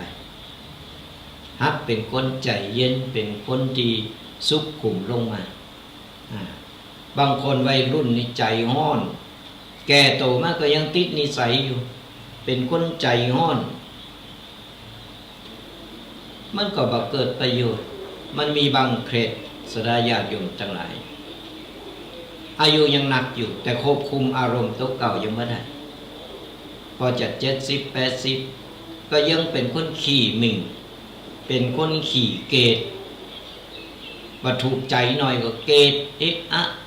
โวยวายจะเอาใดดังใจเป็นห้องเท่าทาลกเราต้องเปลี่ยนแปลงมันบ่มีอะไรอย่างอยู่คงตีหรอกการเวลามันหมุนเวียนเปลี่ยนไปเราก็ต้องเปลี่ยนแปลงปรับปรุงของเราให้มันดีขึ้นมาก่อนที่เราจะล้มหายตายจากฝากคุณงามความดีเอาไว้คือลูกคือหลานมันได้นึกถึงอย่างน้อยยังเหลือจือลูกหลานได้เคารพนับถือได้กราบได้ไหว้ปัจจัยตายไปแล้วคือลูกหลานได้ทราบได้แจ้งตัวคนเอาต้องทำให้ลูกหลานเป็นตัวอย่างเป็นต้นบุญต้นแบบกับลูกหลานพออย่างน้อยมันก็จะระลึกนึกถึงมันจะเจริญรอยตามมันพอแบบอย่างเขาดูละอ่อนมันเห็นในองค์เห็นก็เห็นในเห็นวิชาในขอบในกรอบในเขตของมันแต่วิชาชีวิตมันเห็นหูตาประสบการณ์สิ่งแวดล้อมมันหันปู่ย่าตายายพ่อแม่ทำอย่างไรมันก็จะทำโตยไปอันใดบดีเขาก็ต้องตักเตือนเพราะฉะนั้นต้องเป็นต้นบุญต้นแบบคือกับละเอกละอ่อนตายไปมันก็จะลึกนึกถึงมันก็จะได้ทำบุญไปหาโอ้ยตุเติงหาปู่หายาหาตาหายายหาพ่อหาแม่โอ้ยตอนเปิ้นอยู่นี่เปิ้นทำอย่างอันเปิ้นทำอย่างอีเขาก็จะได้เป็นต้นแบบต้นบุญต้นแบบเป็นแบบอย่างตีดีหรือกับลูกบัดจะเป็นแบบอย่างตีบดีละอ่อนมันก็จะจดจำในสิ่งบดีและมันก็จะสืบเนืองต่อไปอย่างเพ ราะฉะนั้นเราต้องปลูกฝังแล้วก็ฝึกให้เราอ่อนเนี่ยคืออยู่ในขอบเขตดีๆมันจะมาเป็นภาระกับสังคมแล้วก็มาเป็นภาระกับตัวเฮาเองหรือครอบครัวของเฮาหัดปลงหัดปล่อยหัดวางปรับโตปรับจิตปรับใจเราอ่อนมันก็จะได้เห็นหูไปตัวมาข้อที่5คิดก่อนลงมือทำทุกครั้งอันนี้ก็เหมือนกันสดาญาติโยมอีพ่ออีแม่บางคนเยอะอย่างทำอย่างบ่กึดไปทำก็ทำตามอำเภอใจบางคนอำเภอใจนี่มันแบบพอมันต้องจังหวัดใจตามใจตัวเองเกิดไปจะเยะจะทำอย่างหือใดดังใจโดยบักกึดบักคิดทำไปแล้วมันเกิดประโยชน์หรือเกิดโทษเพิ่นถึงบอกว่าการทำคุณงามความดีมีอยู่3อย่างเท่านั้นไม่ต้องไปอย่างหนักหนาเพิ่นย่นย่อมาแล้วว่ามี3อย่างภายในตัวของเรามีกู้คนเพียงแต่ว่าเราจะทำหรือว่าทำเท่านั้นมีอะไรอย่างพ้องกึดดีอู่ดีทำดี3อย่างนี้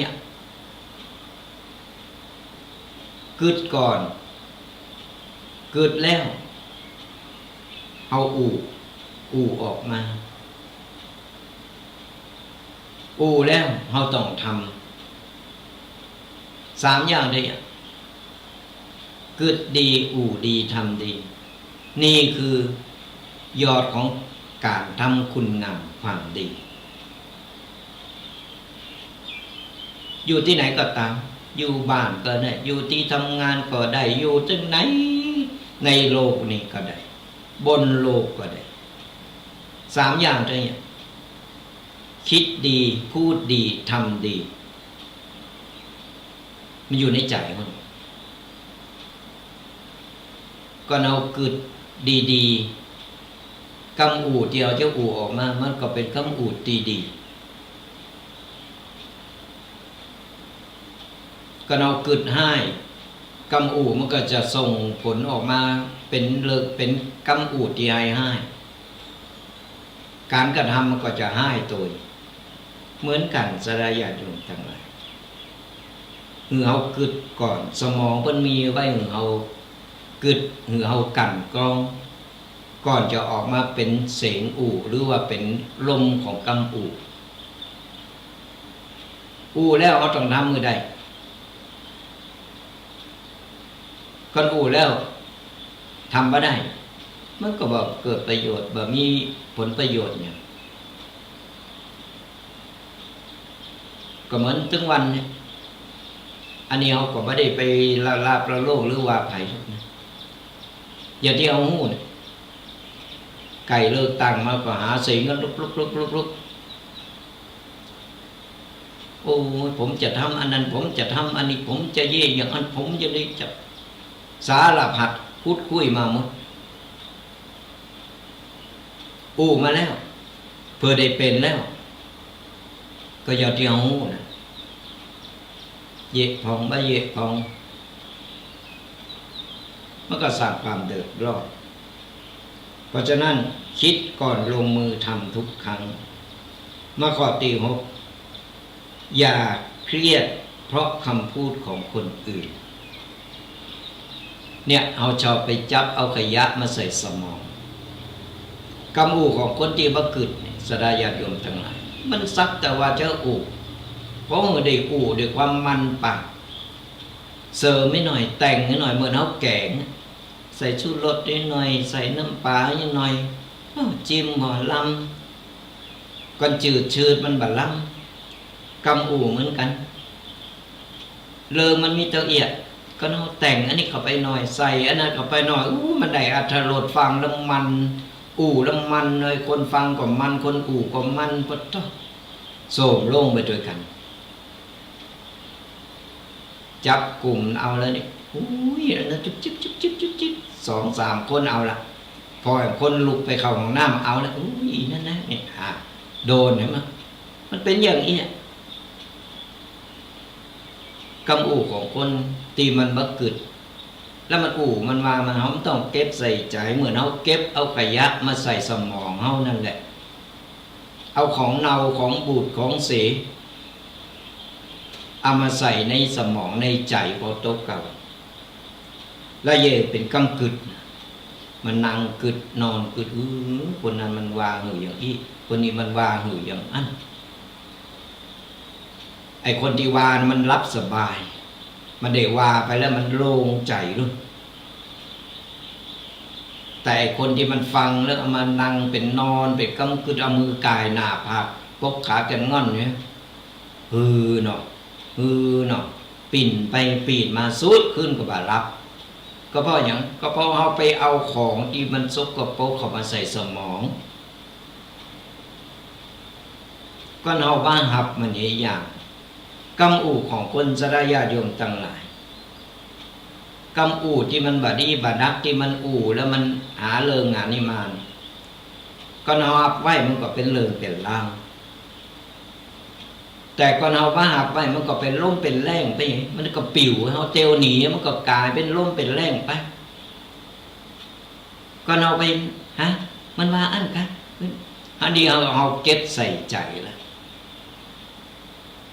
เมื่อสมัยก่อนไปรษณีย์เพิ่นส่งมาถึงบ้านก็มันใจของเฮากับบ้ามันก็ตีกลับไปหาเจ้าของไปตีกลับไปจนตีเก่าไปก็เอาหับผมก็เป็นของเฮาเหมือนกันเพราะฉะนั้นแล้วเนี่ยบ่ต้องเอากำอู่ของคนกำอู่ที่มันดูถูกดูแคลนที่มันนินทาอะไรอย่างต่างๆใจบ่ใจเฮาบ่ต้องไปครับก่อนมันใจเฮาก็มาปรับปรุงตัวเฮาเห็นที่เพิ่นว่ามันแต้ออกเฮาก็มาปรับปรุงตัวของเฮามันจะไปถิงกันตาปูตาแม่นเป็นเหลืองเป็นล่างแล้วมันนางเขตกินหญ้านอนรับกับบรับนั่นเขตเพราะกำอู่ของคนอื่นยังมีอยู่นะสดาญาติโยมทั้งหลายถึงวันนี้ก็มีสดาญาติโยมหลายคนหลายท่านนี่ปล่อยแม่หลายท่านก็มานั่งอู่กระเลิงคนนั้นคนนี้คนนี้นอนกับบานรับเจอบ่อยและสุดท้ายตัวเก่าจะเป็นโรคซึมเศร้าเพราะอย่างบกาสู่หน้าคนเก็บโตอยู่ในห้องกลายเป็นซึมเศร้าไปเป็นเงาสุดท้ายก็เป็นประสาท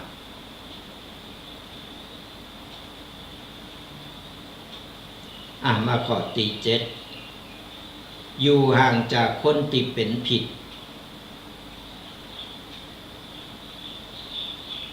อยู่ห่างจากคนที่เป็นผิดอย่างไรก็หูว่าอันนี้มันเน่าอันนี้มันเสียเขาต้องเอามือไปแตะไปจิ้มแล้วเอามาดมแต่มนุษย์เขามันชอบอย่างนั้นชอบฝืนชอบของเหม็นเยอะชอบของเหม็นกันก็เอามากินกะปิก็เอามากินหน่อพอสดๆก็เอาไปแปลงหน่อโอยก็เอามากินมันลำดีมันเป็นอย่างศรัทธาญาติโยมทั้งหลายอันใดคนใดตีหูว่าเป็นคนบดีเฮา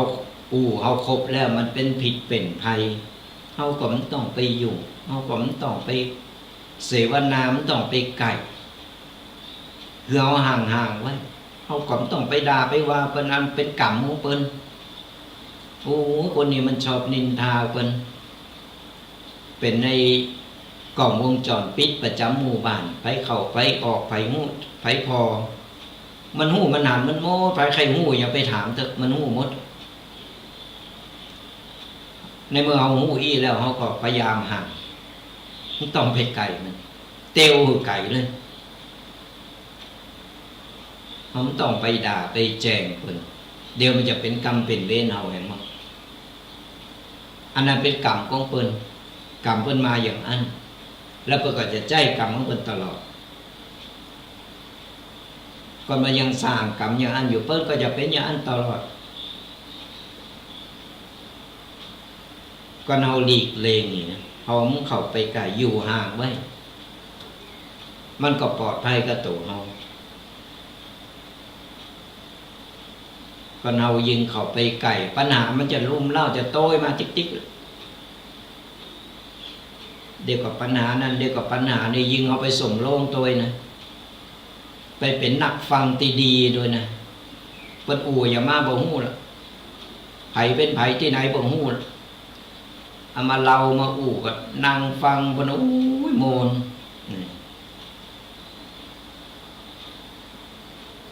มันเป็นอย่างนั้นฮู้ว่านี่มันเน่ามันเหม็นมันบาดีมันเสียแล้ว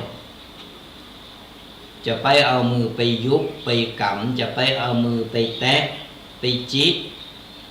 แล้วเอามาแตะหูดังโตเก่าดมหอมเนาะนั่นแหละมันเป็นอย่างอันมนุษย์ที่ประฉีดน้ำหอมใส่น้ำหอมนี่เตียวกายหน่อยโอ้เจ้าธรรมโมสั่งโคใส่น้ำหอมเหม็นตะเหม็นตึงนะนี่แหละเป็นห้องมนุษย์คนนั่นแหละคนกันศูนย์ศูนย์อันมันนานาจิตต่างเพราะฉะนั้นแล้วอันใดที่มันบ่เป็นมงคลก็ตกกับเฮาอยู่ห่างเอาไว้มาข้อที่8สรายาติโยมทั้งหลาย มานาความหู้เพิ่มเติมเสมอมานาความหู้เพิ่มเติมเสมอก็หมายความว่าประสบการณ์ชีวิตของคนเราความหู้ตั้งโลกผู้สิ่งกูอย่างความหู้ประสบการณ์ชีวิตเราเห็นหู้มาหมดแล้วแต่ถามว่าจบมันบ่จบ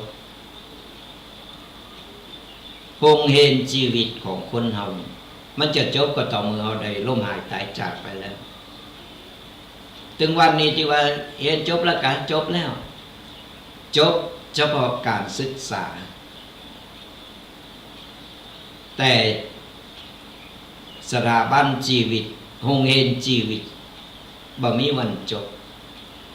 มันจะมีเรื่องใหม่ๆมีอะไรอย่างใหม่ๆเข้ามาหาเฮาตึงวันตื่นเช้ามาปุ๊บเอาละบ่เคยฮู้ก็ได้ฮู้บ่เคยหันก็ได้หันบ่เคยเยได้เยได้ทำก็ได้เยได้ทำผู้สิ่งผู้อย่างมันต้องปรับตัวให้เป็นกลางเฮาต้องยอมรับมันให้ได้จะไปทำตัวเป็นน้ำเต็มแก้วบะหับหูอะไรอย่างเป็นกบในกาลาโลกตึงวันนี้มันพัฒนาเปลี่ยนแปลงวิวัฒนาการไปเลยสังเกตพอเราอ่อนสมัยบัดเดียวก็สมัยตะก่อนสมัยรุ่นปู่ย่าตายายมันเป็นอย่างไรแล้วมาสมัยนี้มาพอเราอ่อนสมัยนี้มันวิวัฒนาการขึ้นมาเพราะฉะนั้นเราก็ต้องปรับปรุงเปลี่ยนแปลงโตของเรามันเหมาะมันควรพระสัมมาสัมพุทธเจ้าคนนึงบอกว่าเขาเดินสายกลางเขาทำโตเป็นกลางปั๊บมันได้เข้าเมืองหลิวก็หลิวต่างๆสมัยนี้เป็นอย่างไรปัจจุบันเป็นอย่างไรเขาก็ต้องปั๊บมันได้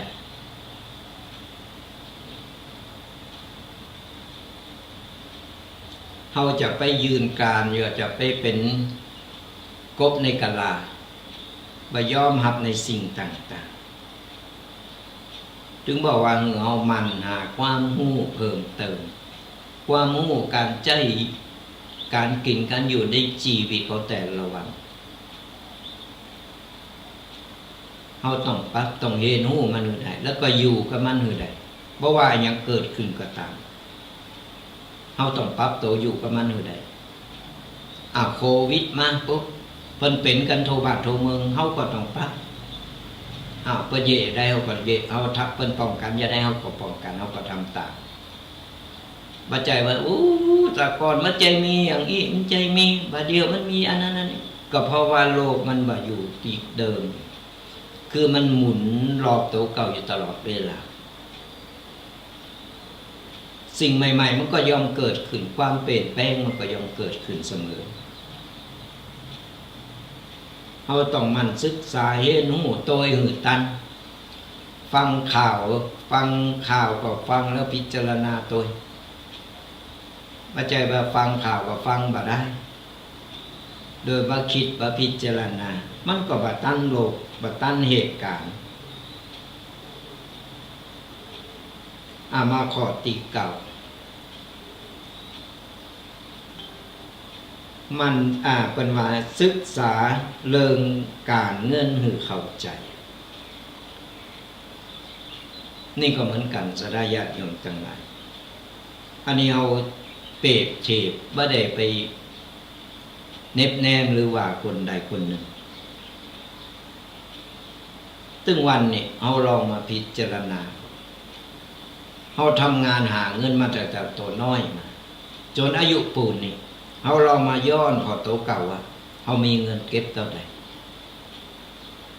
แล้วพอไอ้หยังถึงว่ามีเงินเก็บแล้วพอไอ้หยังคนอื่นตีโตตีใหญ่มาตัวกันนี่เพิ่นถึงได้ต่างกับเฮาเพิ่นถึงได้รวยหรือเฮานี่เฮาต้องมาพอมุมมองบางคนพอ70-80สุมาอภัยไม่ได้ว่าอภัยนะยังบอกมีเงินเก็บเงินก่อนทำงานมาทั้งชีวิตเอาไปไหนหมดเอามาย้อนเอาโตเขาบางคนจะเก็บไว้ยื้อตายก็เอาไปเมื่อไหร่ก็ถูกต้องแต่ระหว่างที่เขาอยู่เขาก็ต้องกินต้องใจเขาก็ต้องมีติดเนื้อติดโตยามเจ็บไข้ได้ป่วยตายไปมีไปเอาอย่างไปไหนสมบัติพระสถานเปิ้นเผารถเป็นกั้นหือไปเอาไปเมื่อไหร่น้ำเปิ้นยศใส่มือเอาก็ยังเอาไปเมื่อไหร่เอาไปได้แค่บาปกับบุญจิตวิญญาณบาปกับบุญติดไปเท่านั้นร่างกายเอาหักหนักหักหนาตอนเป็นสาวงามตอนเป็นบ่าวหล่อๆปดต้อตายไปก็ไปเผาควางไงเขาก็เอาไปตัวมันได้การเงินการน้องเอามาพิจารณาพอว่าถึงวันนี้เฮาใจไอ้หยังที่มันเกินเหตุไปก่อนเฮาถึงบ่มีเงินเก็บไว้ให้ลูกให้หลานบ่มีสมบัติอย่างติดเนื้อติดโตลองพินิจพิจารณาคิดแสดงว่าเฮาล้มเหลวในการบริหารเงินทอง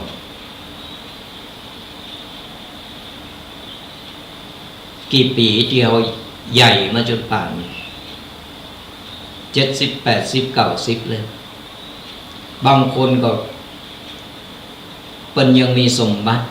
มีภัสถานมีกูสิ่งกูอย่างมีตีนาตีไฮตีบ้านตีโสนไว้ให้ลูกให้หลานเปิ้นเป็นสมบัติหือเลิศเนื้อเจอไข่เพิ่นเที่ยวทำมาเอาไม่ได้เอามาเพื่อติดโตไปแต่เอาทำเพื่อสร้างฐานะสร้างสมบัติคือกับลูกกับหลานสืบต่อไปเป็นการฝากไว้เวลาเอาล้มหายตายจากลูกหลานมันก็จะเริ่มนึกถึงแล้วก็จะได้ทำบุญไปหา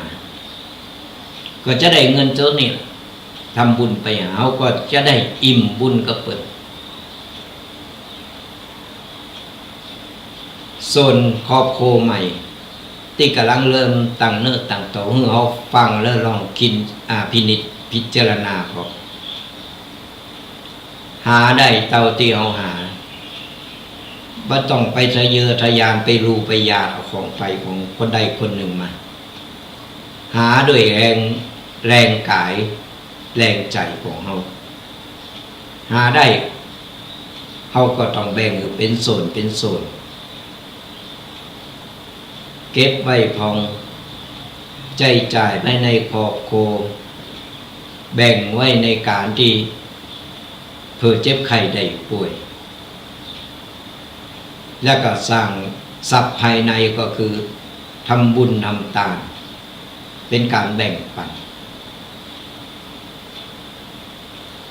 ตายไปแล้วเนี่ยเฮาก็ยังได้สเบงบุญติดเนื้อติดตัว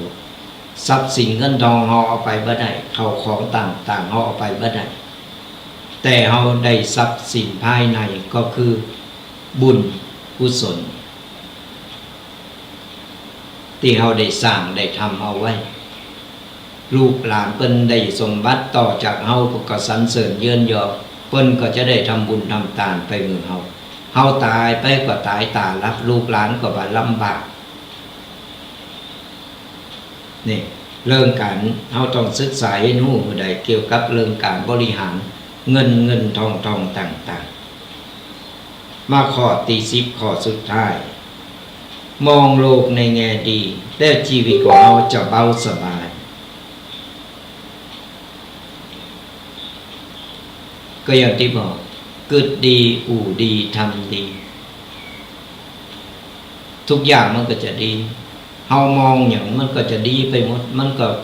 เป็นสิ่งที่สวยงามที่สุดในเมื่อเฮามองอย่างเฮาพออย่างนี้เป็นสิ่งสวยๆงามๆโมนหูโมนตาโมนใจชีวิตเฮาก็เบาสบายถึงตายไปก็บ่ห่วงหาอะไร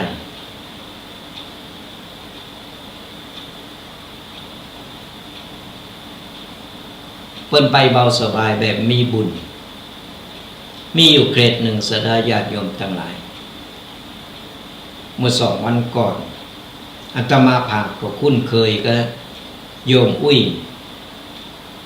อันนี้ขออนุญาตหยิบยกเพิ่นมาพูดเป็นแบบอย่างที่ดีเพิ่นอายุ94ย่างเข้า95อาตมาภาพก็ยังได้ไปจัดไปแต่งได้ไปโสดได้ไปอ่านธรรมให้เพิ่นบางคนที่ติดตามในเฟซของอาตมาภาพก็จะฮู้จะหันที่ยิบยก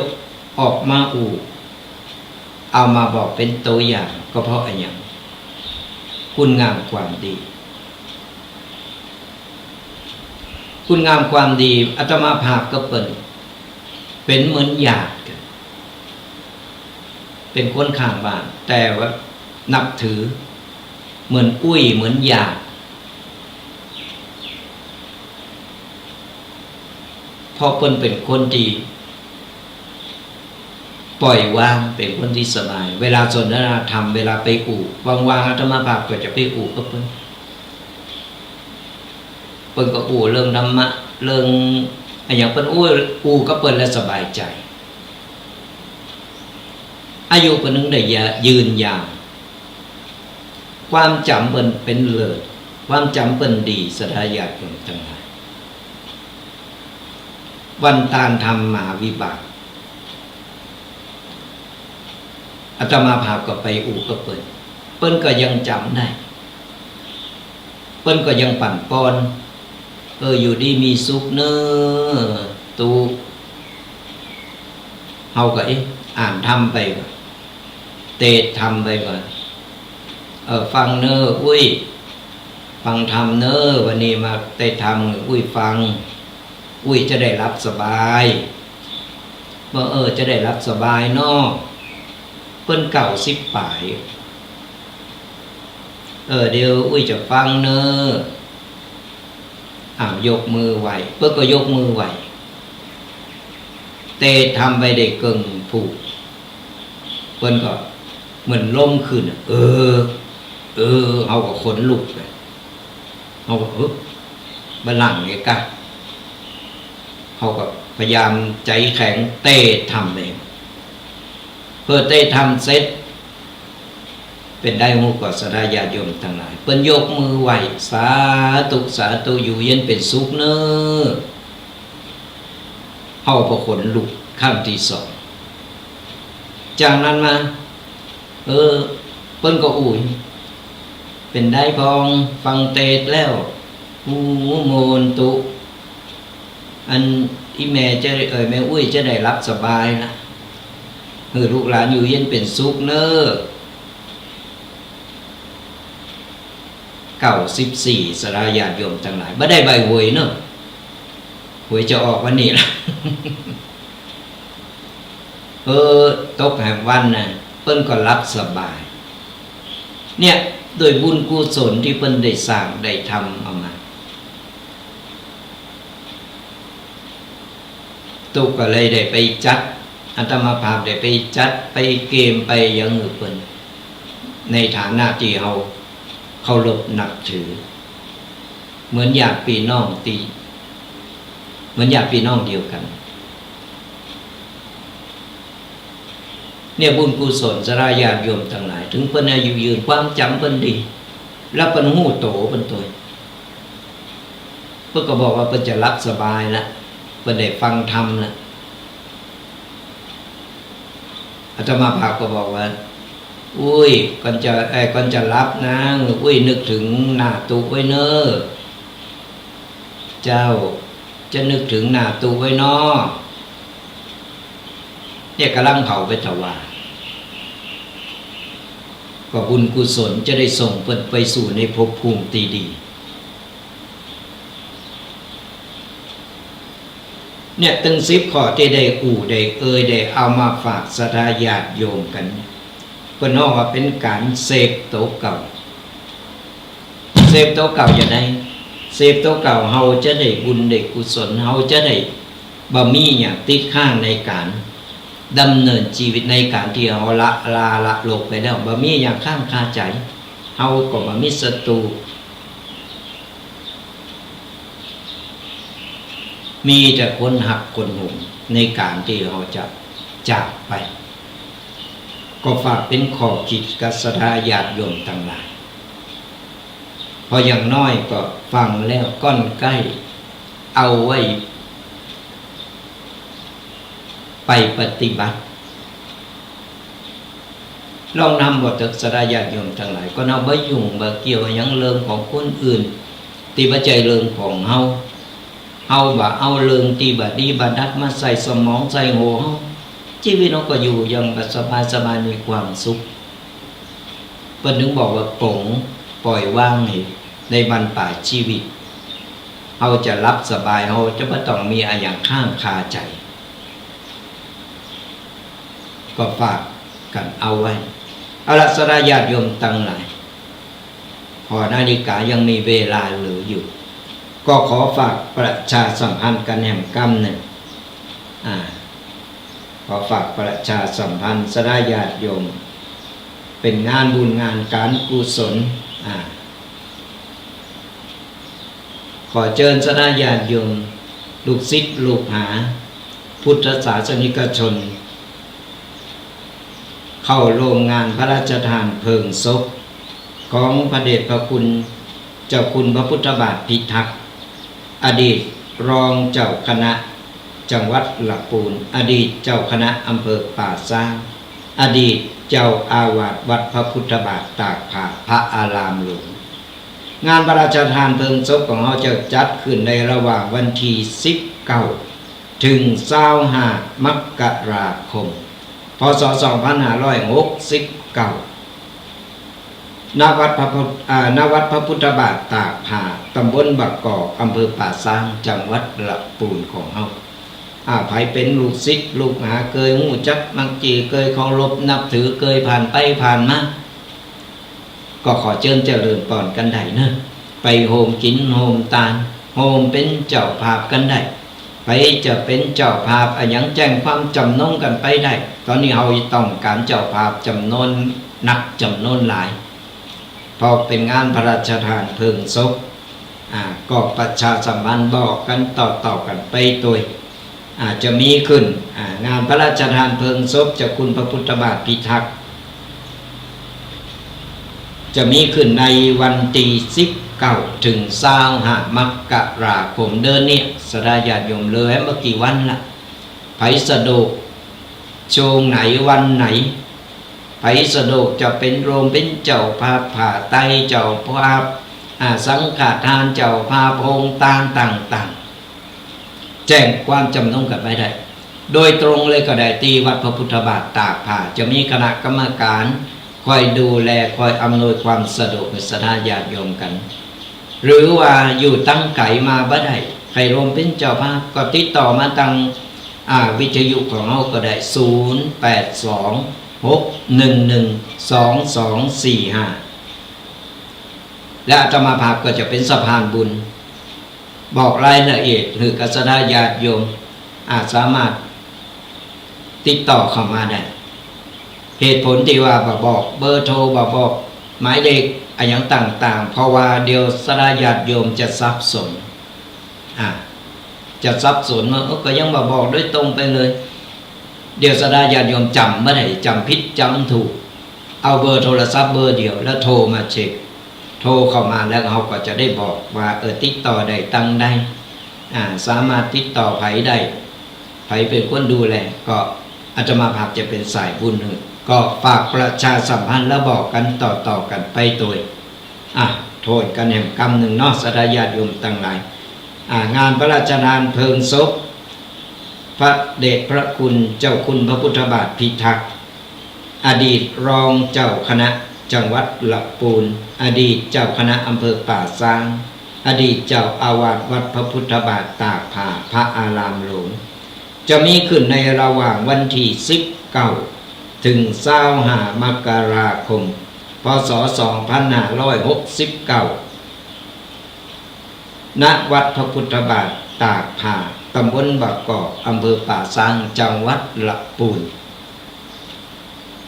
ก็ขอเชิญเจริญพรนะศรัทธาญาติโยมทั้งหลายมากินมาตาลมาหอมเป็นครั้งสุดท้ายในการที่เราจะได้ตอบแทนคุณงามความดีหรือระลึกถึง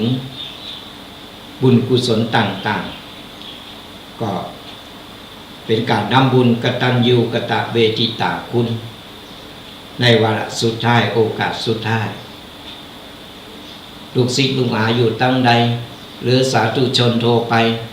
ใครมาโลมมากินมาตังก็ขอเชิญเจริญพรกันในที่วัดพระพุทธบาทตากผ้าจังหวัดลำพูนของเฮาหรือว่าต้องการข้อมูลเพิ่มเติมก็ติดต่อมาได้ทาง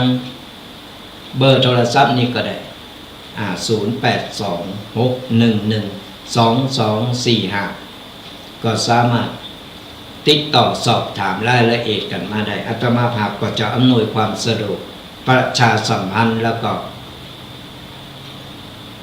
บอกรายละเอียดกับศรัทธาญาติโยมที่ต้องการจะรู้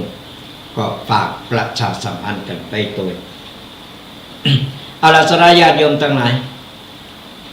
วันนี้เราจะเปิดสายหน้าไมค์ศรัทธาญาติโยมได้มามามาตักมาตายกันฟังกันอยู่ตั้งใดฟังแล้วชัดเจนบ่ชัดเจนฟังแล้วรู้สึกอย่างไรก็โทรกันเข้ามาได้ตอนนี้เราเปิดสายหน้าไมค์กันละ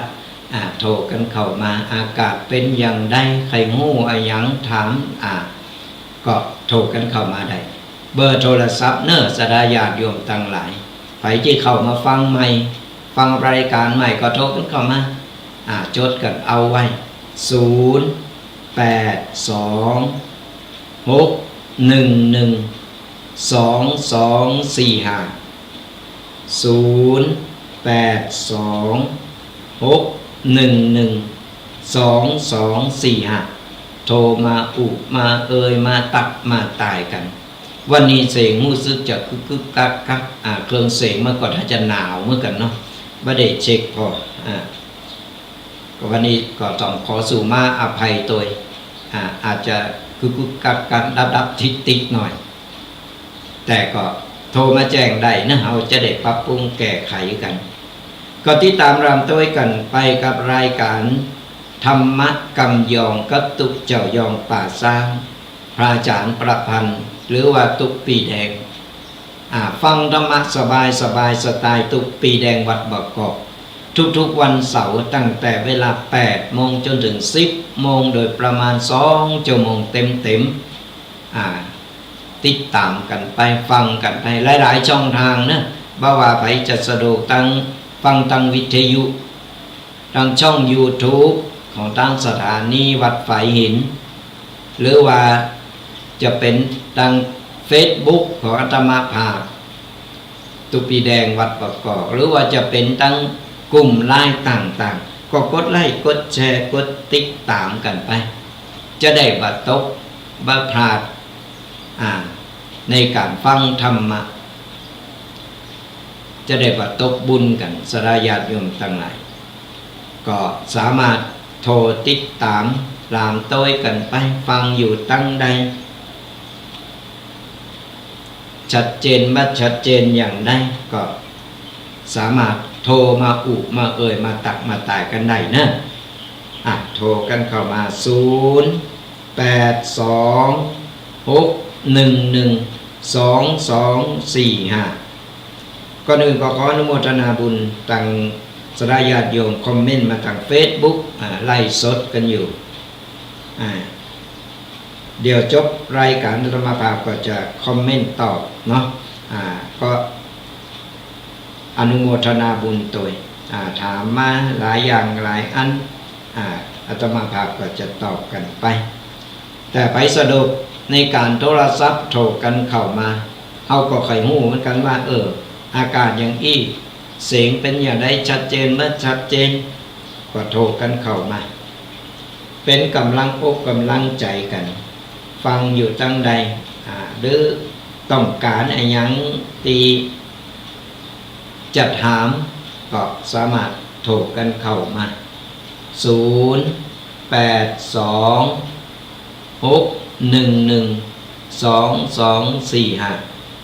มามามาตักมาตายเป็นกำลังอกกำลังใจกันฟังตุเจ้าแอบอยู่คนเดียวตุเจ้าก็งอเหมือนกันมีใบมะตัวเพราะฉะนั้นโทรมาเป็นคู่เป็นกิมเป็นกัลยาณมิตรดีต่อกันระวังเดี๋ยวขออนุญาตรับสายก่อนเนาะเจริญพรนมัสการสวัสดีปีใหม่เจ้าแฟนพันธุ์แท้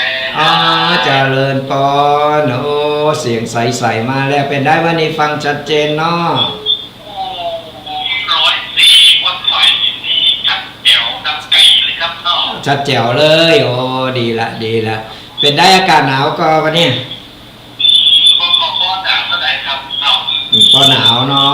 ก็ดีมันหนาวร้อนเหมือนกันนะชอบแต่เลยครับเนาะภาษากำยองนี่แหละเนาะก็บอกแล้วกำยองมันถึงอู่โมนดูอู่โมนอู่บาดเจ็บด่าคนกับบาดเจ็บเป็นแบบยองๆนั่นเนาะใจเขาก็อนุรักษ์เอาไว้พองเดี๋ยวลูกหลานไม่จะลืมไปหมดนะอำเภอปากกางพระพุทธนะอยู่อำเภอปากกางเมื่อวานครับอยู่อำเภอป่าซางอยู่แยกสปุงเนี่ยแยก4 แยกสปุงเดียเลยมาหน่อยก็ถึงแล้วเป็นกำลังใจกันเนอะเป็นกำลังใจที่ท่านนะครับบุญอาสาจะเริ่มต้นมาละ1 สายแฟนพันธุ์แท้เพิ่นชอบฟังกำยองFC อย่างเฮาแต่เจ้าโทรมาบัดตั้นเพิ่นสักกรรมเป็นบ่ได้เป็นนัมเบอร์1แล้วโทรกันเข้ามาสายวางละแม่ครูโทรกันเข้ามา0826112245ตอนนี้สายวางโทรกันเข้ามาเน้อเจริญพรโยมแมลีเป็นได้พองวันนี้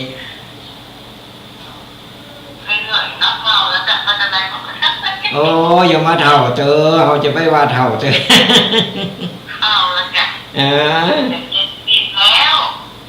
จิตใจเขายังแข็งอยู่เป็นอย่างไปไ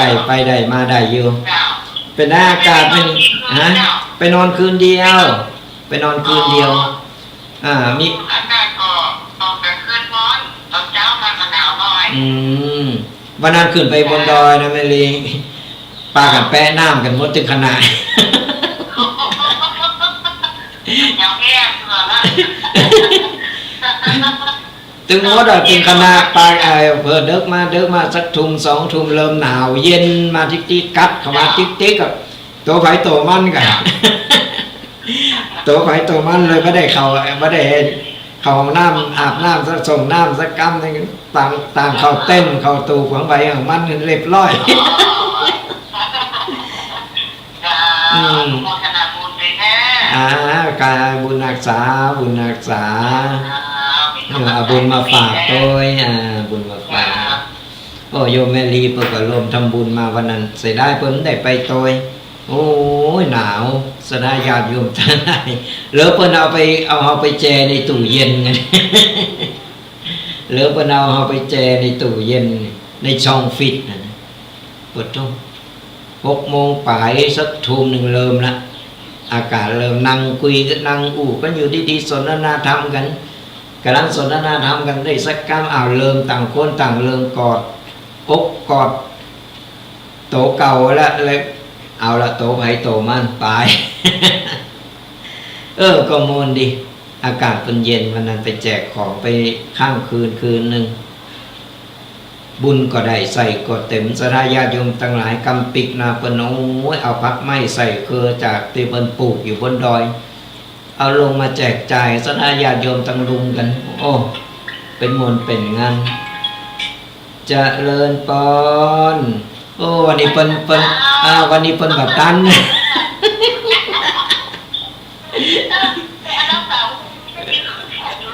ยังขึ้นแทนอยู่ตกเป็นอันดับ 3อยู่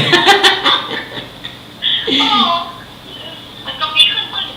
ลงเนาะการอากาศคนเอาอย่างแน่นอน ปล่อยเปิ้นพอง เปิดโอกาสมีคนมาหลายคนเนาะใจอนุโมทนาบุญกับโยมแม่ด้วยเนอะแม่ครูตัวใหญ่วันนั้นตีทองบุญมาโอ้ได้บุญเต็มอิ่มอกอิ่มใจอิ่มกายอิ่มหูอิ่มตา บุญก็ได้ใส่ก็เต็ม บุญก็ได้ใส่ก็เต็มเมื่อได้พักปีกมาเป็นการลด ได้หนาวมาตัวเนี่ย ได้หนาวมาตัวแปะน้ำ ปากันตื่นเจ้ามาไข่โหได้บ่บ่ต้องมาถามเนอะไผอาบน้ำนี่ ไข้หัวอาบไอออกปากเนาะ ไอออกปากซุ่มๆนี่บอกโอ้ยออกจากตู้เย็นมาได้ก็บุญแล้ว ช่วงนั้นเป็นหนาวแป๊ะเนาะ หนาว นี่เป็นหนาวจริงเด้อ แล้วขนาดตั้งลมอย่างนี้และตั้งบนน่ะก็โตโตแล้วก็ปากันขึ้นไปดอยอินทนนท์แหมมาโอ้ย มีนามีตาก็หนาวจริงเนาะ ใจก็ก็ดีว่าอิ่มอกอิ่มใจอิ่มบุญดีไว้นี่แต่ว่าอย่างนี้อยู่นะแบบนี้นะ เสียงชัดแจ๋วเนาะอ๋อดีละแต่ตรงนี้มันได้กึกกัก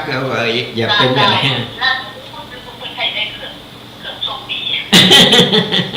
ไปชาร์จแบตมาแล้วดูไปชาร์จแบตบ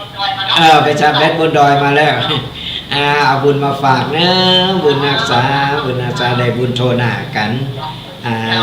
จะบุญรักษาเจริญปอนโทรกันเข้ามาเนอะยังมีเวลากันอยู่0826112245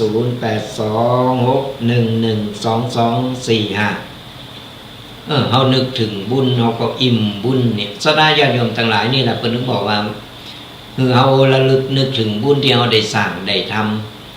ระลึกนึกถึงหมายถึงว่าเฮาอิ่มอกอิ่มใจก็คือเฮาอิ่มในบุญที่เฮาได้สั่งได้ทำเอาไว้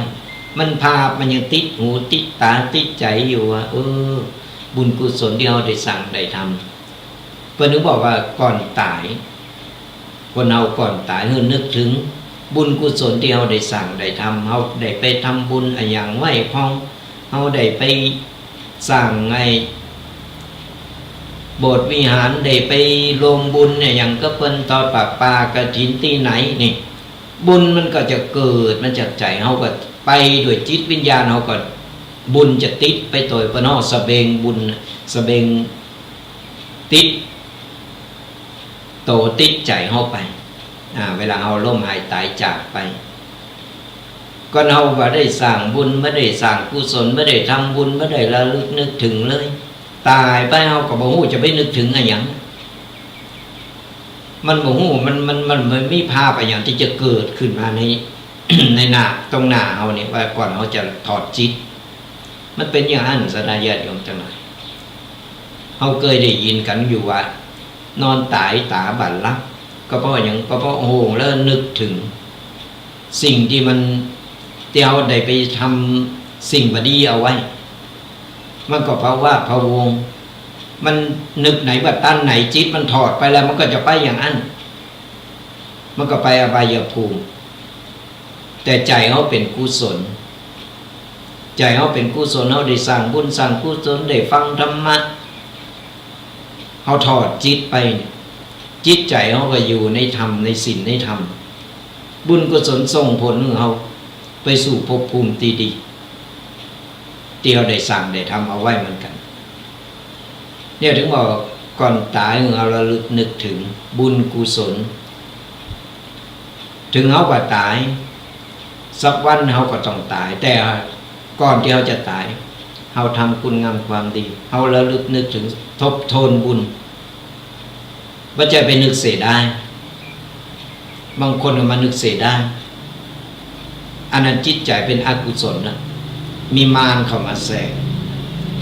โอ้เดี๋ยวหอมไปจังอันเสียได้หรอเดี๋ยวหอมไปจะอีกเสียได้หรอมารเข้ามาแทรกจะไปหนึ่งมารเข้ามาแทรกให้เราระลึกนึกถึงบุญอันใดที่เราทำไปแล้วเนี่ยมันสำเร็จไปแล้วก็คือนั่นแหละบุญเกิดจากใจเข้ามาเลยเราได้สละเราได้จบได้ย่อเข่าได้ย่อของไปหมดกูสิ่งกูอย่างยกมือโถมโหไปแล้วสาธุตานั่นเนี่ยตาเนี่ยอุทิศหือนั่นก็นี่แล้วก็ไปใส่บาตรหรือไปทำบุญอย่างก็ตามเราได้ยกยอได้ผงปั่นเลยพอตุเจ้าเปิ้นหือปอนมาเล็บเลยปุ๊บบุญสำเร็จเกิดจากใจเราแล้วมันก็ไปสะสมสั่งสมอยู่ในจิตในใจในสมองของเราแล้วเอามันทบทวนระลึกนึกถึงบุญมันก็จะประทับอยู่ในกายในใจเขาเวลาเขาตายไปเขาก็จะระลึกนึกถึงเขาก็จะเพื่อรับตาใกล้จะถอดจิตนึกถึงบุญเขาก็รับนอนตายตารับอิ่มบุญบางคนนอนรับเวลาก่อนตายเนี่ยได้ฟังธรรมะได้ฟังเสียงตุเจ้าเทศในวิทยุเวลารับเพื่อก็รับไปยิ้มเหมือนคนอิ่มบุญมันเป็นอย่างนั้นบางคนนี่ตายก่อนจะตายนี่ห้องโอดห้องโอยบางคนก็ตาเลิกตาปิ่นกูสิ่งกูอย่างมันมีนั่นแหละคือว่าก่อนตายมันจะแสดงอาการออกมาหูดังทันก่อนไผตายตารับแล้วก็นอนยิ้มอิ่มบุญนั่นคือบุญกุศลเป็นหนักเหมือนยกตัวอย่างที่แม่อุ้ยที่เราฟังโอ้เป็นอิ่มบุญเป็นรับสบายสมองเป็นจำได้หมดเป็น90 ปลายนะหลายรอบในตุเจ้านี่ใบหวยกัน ว่ากันไปสารญาติโยมทั้งหลายก็สั่งบุญสั่งกุศลกันเอาว่าโทรกันเข้ามา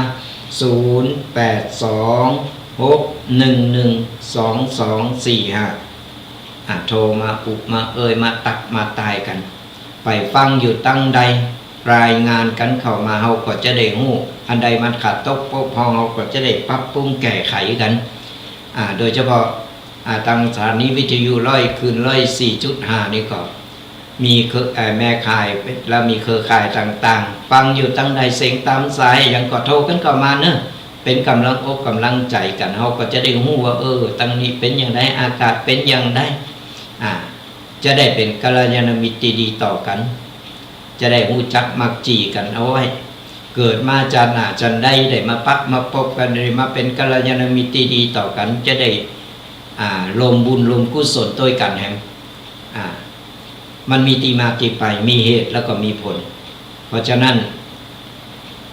ของอย่างนี้เมื่อเจอจะไปลบหลู่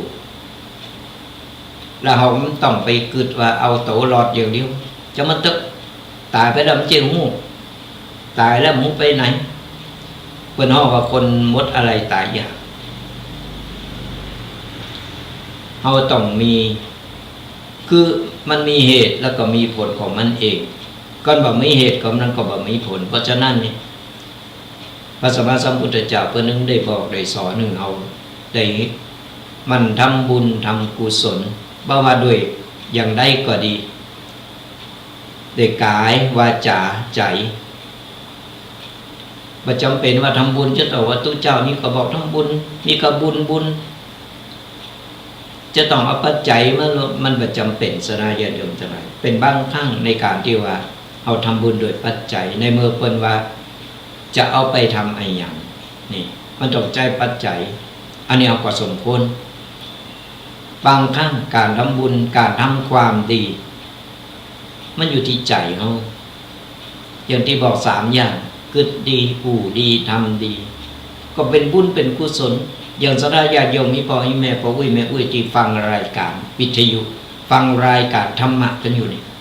เพราะว่าครูบาอาจารย์รูปใดตนได้ก็ตามก็ได้บุญได้กุศล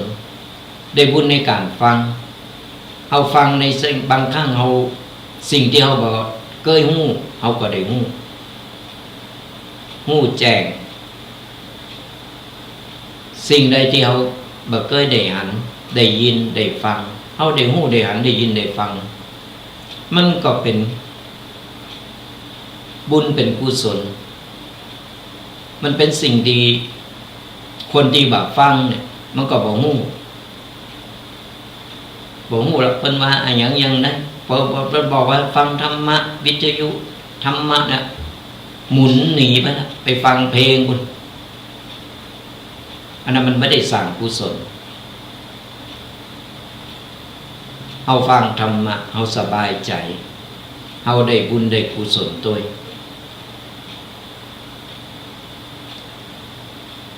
ถ้าไปพอทาง Facebook ช่อง YouTube กดไลค์กดแชร์เฮาเตะประจางเฮาอธิบายบ่ได้เฮาก็กดไลค์กดแชร์คนที่เพิ่นเคยคนที่เพิ่นบ่เคยฟังเพิ่นได้ฟังเฮาก็เผยแผ่ธรรมะไปในโตนี่ก็ได้บุญสั่งสมไว้ละนิดละหน่อยสะสมสั่งสมเอาไว้สนาญาติโยมทั้งหลายบุญกุศลเล็กๆน้อยๆเป็นบุญหมดแค่เฮาสาธุก็เปิ้นทำความดีอะไรอย่างก็ตามเฮาอนุโมทนาสาธุก็เป็นบุญเป็นกุศลเกิดจากใจเฮาแล้วฝนมันตกลงมาทีละหยดหรือว่าทีหนักๆก็ตามเฮาตักตรงเอาไว้เก็บเอาไว้บ่เมินมานานมันก็เต็มโอ่งเต็มตุ่มถ้ามันเต็มมันล้นมาเมื่อใดบุญมันก็จะส่งผลถึงเฮาก็ได้อาบได้กินได้ใจเหมือนกันการสั่งสมบุญเล็กๆน้อยๆบ่ใจเพิ่นโจรไปทำบุญเอาไว้ก่อนโจรแม่นไปเอาไว้ก่อนยังถึงเวลายังเฒ่าเติมการทำบุญบ่จำเป็นบ่อยู่ที่อายุหรือการเวลาเขาทำได้เสมอเพราะมันอยู่ติดตัวเขาดูมันติดตัวเขาเนี่ยมันอยู่ที่ว่าเขาจะทำหรือบ่ทำจะกึศดีอู่ดีทำดี3อย่างเท่านั้นเขาบอกกึศให้ไผเขาบอกไปทำให้ไผห้อมไปด่าว่าไปแจงไปใส่ไล่ไปสีไปสมองเขามันจะมีสิ่งดีๆมันแบบมีขยะมาหกมาลบกวน สมองเขาก็ปลอดโปร่งไปไหนก็หน้าตาอิ่มยิ้มแย้มแจ่มใสเนี่ยเป็นว่าคนเวลาทำบุญเวลาไปทำบุญเขาพอแล้วรัศมีมันจะเปล่งออกมามันพอแล้วมันบ่เหมือนคนอื่นบางคนหน้าดำคำเคดหน้าสมองหน้าเศร้าอมตุกอมโลกไว้ถึงโลกทั้งใบของฉันคนเดียวมันแตกต่างกันคนที่เพิ่นเข้าวัดเข้าว่าเพิ่นทำบุญเพิ่นอิ่มบุญเพิ่นยิ้มแย้มแจ่มใสพระไปที่ไหนเพิ่นยิ้มมันอิ่มบุญแล้วก็หน้าตาผ่องใสพอสมองมันได้กึดอะไรอย่างไม่ได้ไปหกอะไรอย่างนั่นคือคนอิ่มบุญมันจะมีหันอย่างที่เขาพอแล้วหูเลยว่าคนนี้เป็นคนมีบุญเป็นคนอิ่มบุญหน้าตาก็จะผ่องใสมันจะเปล่งรัศมีออกมาเนี่ยก็ฝากกันเอาไว้สดาญาติโยมต่างหลายยังมีเวลาเหลืออยู่โทรกันเข้ามา0826112245มาอุมาเอ่ยมาตักมาตายกันก็ติดตามนำโดยฝากกันเอาไว้กับรายการธรรมกำยองตุกเจ้ายองป่าสร้างอาตมาพาพระอาจารย์ประพันธ์หรือว่าตุกปีแดงวัดบางกอกก็มาพบปะมาอุมาเอ่ยกัสรายาโยมกันทุกๆวันเสาร์ตั้งแต่เวลา 8 โมงจนถึง 10 โมง2 ชั่วโมงเต็มๆที่เราได้อุได้เอ่ยกัสรายาโยมกันก็ฝากติดตามหลังต้วยกันไปบ่ว่าจะเป็นฟังทางวิทยุ104.5 วัดไฟหินก็ตามหรือว่าจะเป็นทาง Facebook พอย้อนหลังได้ทางช่อง YouTube Facebook กลุ่ม LINE หลายๆกลุ่มก็ขออนุโมทนาบุญโดยที่กดไลค์กดแชร์กดติดตามกันพออย่างน้อยเฮาได้เผยแผ่ธรรมะคือกับคนที่บ่เคยฮู้เพิ่นก็จะได้ฮู้เพิ่นได้ฟังแล้วก็เพิ่นนำไปปฏิบัติมันเกิดผลขึ้นมาเฮาก็ได้บุญได้กุศลธรรมะใดๆก็ตามกันฟังแล้วบ่นำไปปฏิบัติมันก็บ่เกิดผลเพราะฉะนั้นเฮาก้อนใกล้เอาสิ่งดีๆอันใดที่มันเป็นสาระเฮาก็นำไปปรับใช้ในชีวิตของเฮามันบ่สายเกินไปเฮาต้องเรียนรู้จนจบมาได้ก็คือตายเมื่อนั้น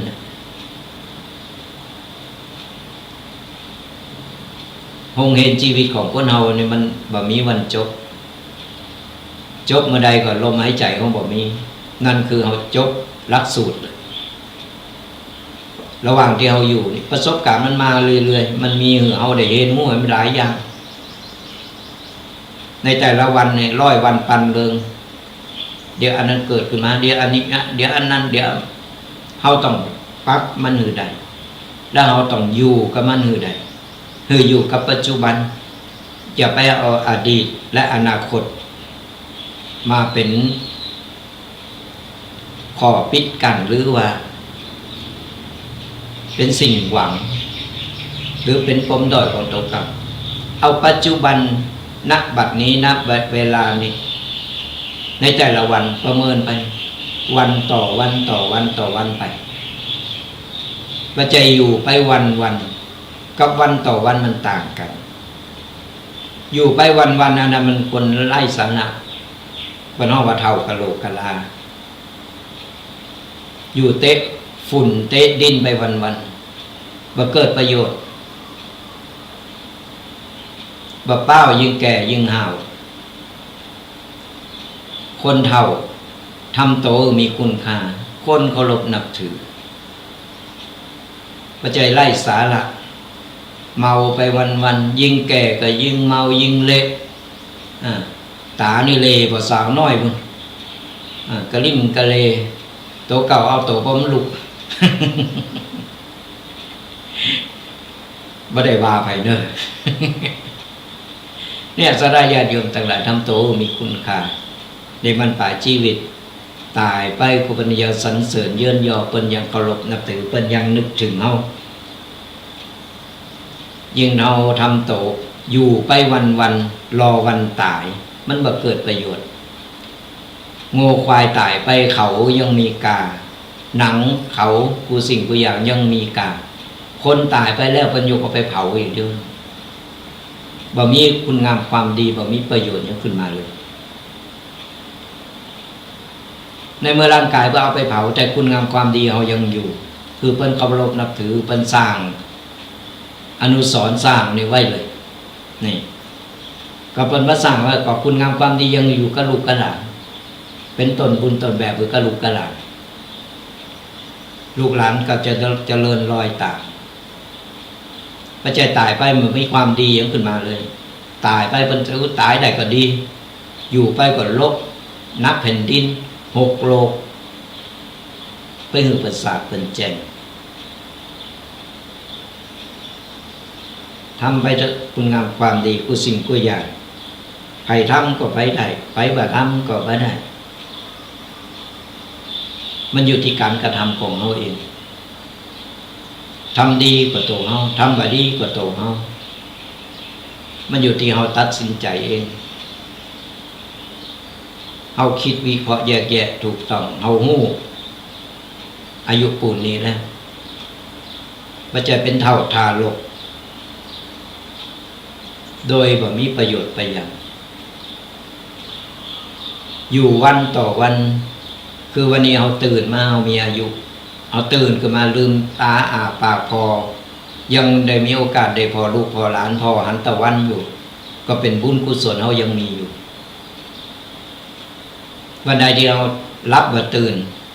นั่นคือหมดอายุไขของเราไปไม่ต้องไปรอวันรอคืนการนำคุณงามความดีไม่ต้องไปรอมื้อรอวันเอาพ่อมาทำเลยกูอยากมันกูสิ่งอย่างนี้มันอยู่ที่ใจเขาไม่ได้อยู่กับไผ่ไม่ได้อยู่ที่กำอู่ของคนกำปากของคนกำติฉินนินทาของคนมันอยู่ที่ใจเขาก็เอาพร้อมทำไปเลยยังก็ตามเอาทำแล้วบ่เดือดร้อนไหนเอาทำแล้วมันเป็นบุญกุศลเป็นความสุขของเราทำแล้วสบายใจทำก็ต้องไปหาเลิกหายามขนาดด้วยเป๊ะบางสิ่งบางอย่างเขาก็ต้องเจอบางสิ่งบางอย่างเขาก็ต้องทำมือเขาพ่อบางครั้งเขาบอกพ่อแต่มันเลิกยามดีเขาต้องไปกู้ไปยืมต้องไปทำไหมเดือดร้อนเก่าจะไปทำเขาทำเราพ่อเขาทำไปบุญกุศลมันเกิดไหมมันจะสั่งสมไว้และจะเป็นเสบียงบุญส่งเฮาไปสู่ภพภูมิที่ดี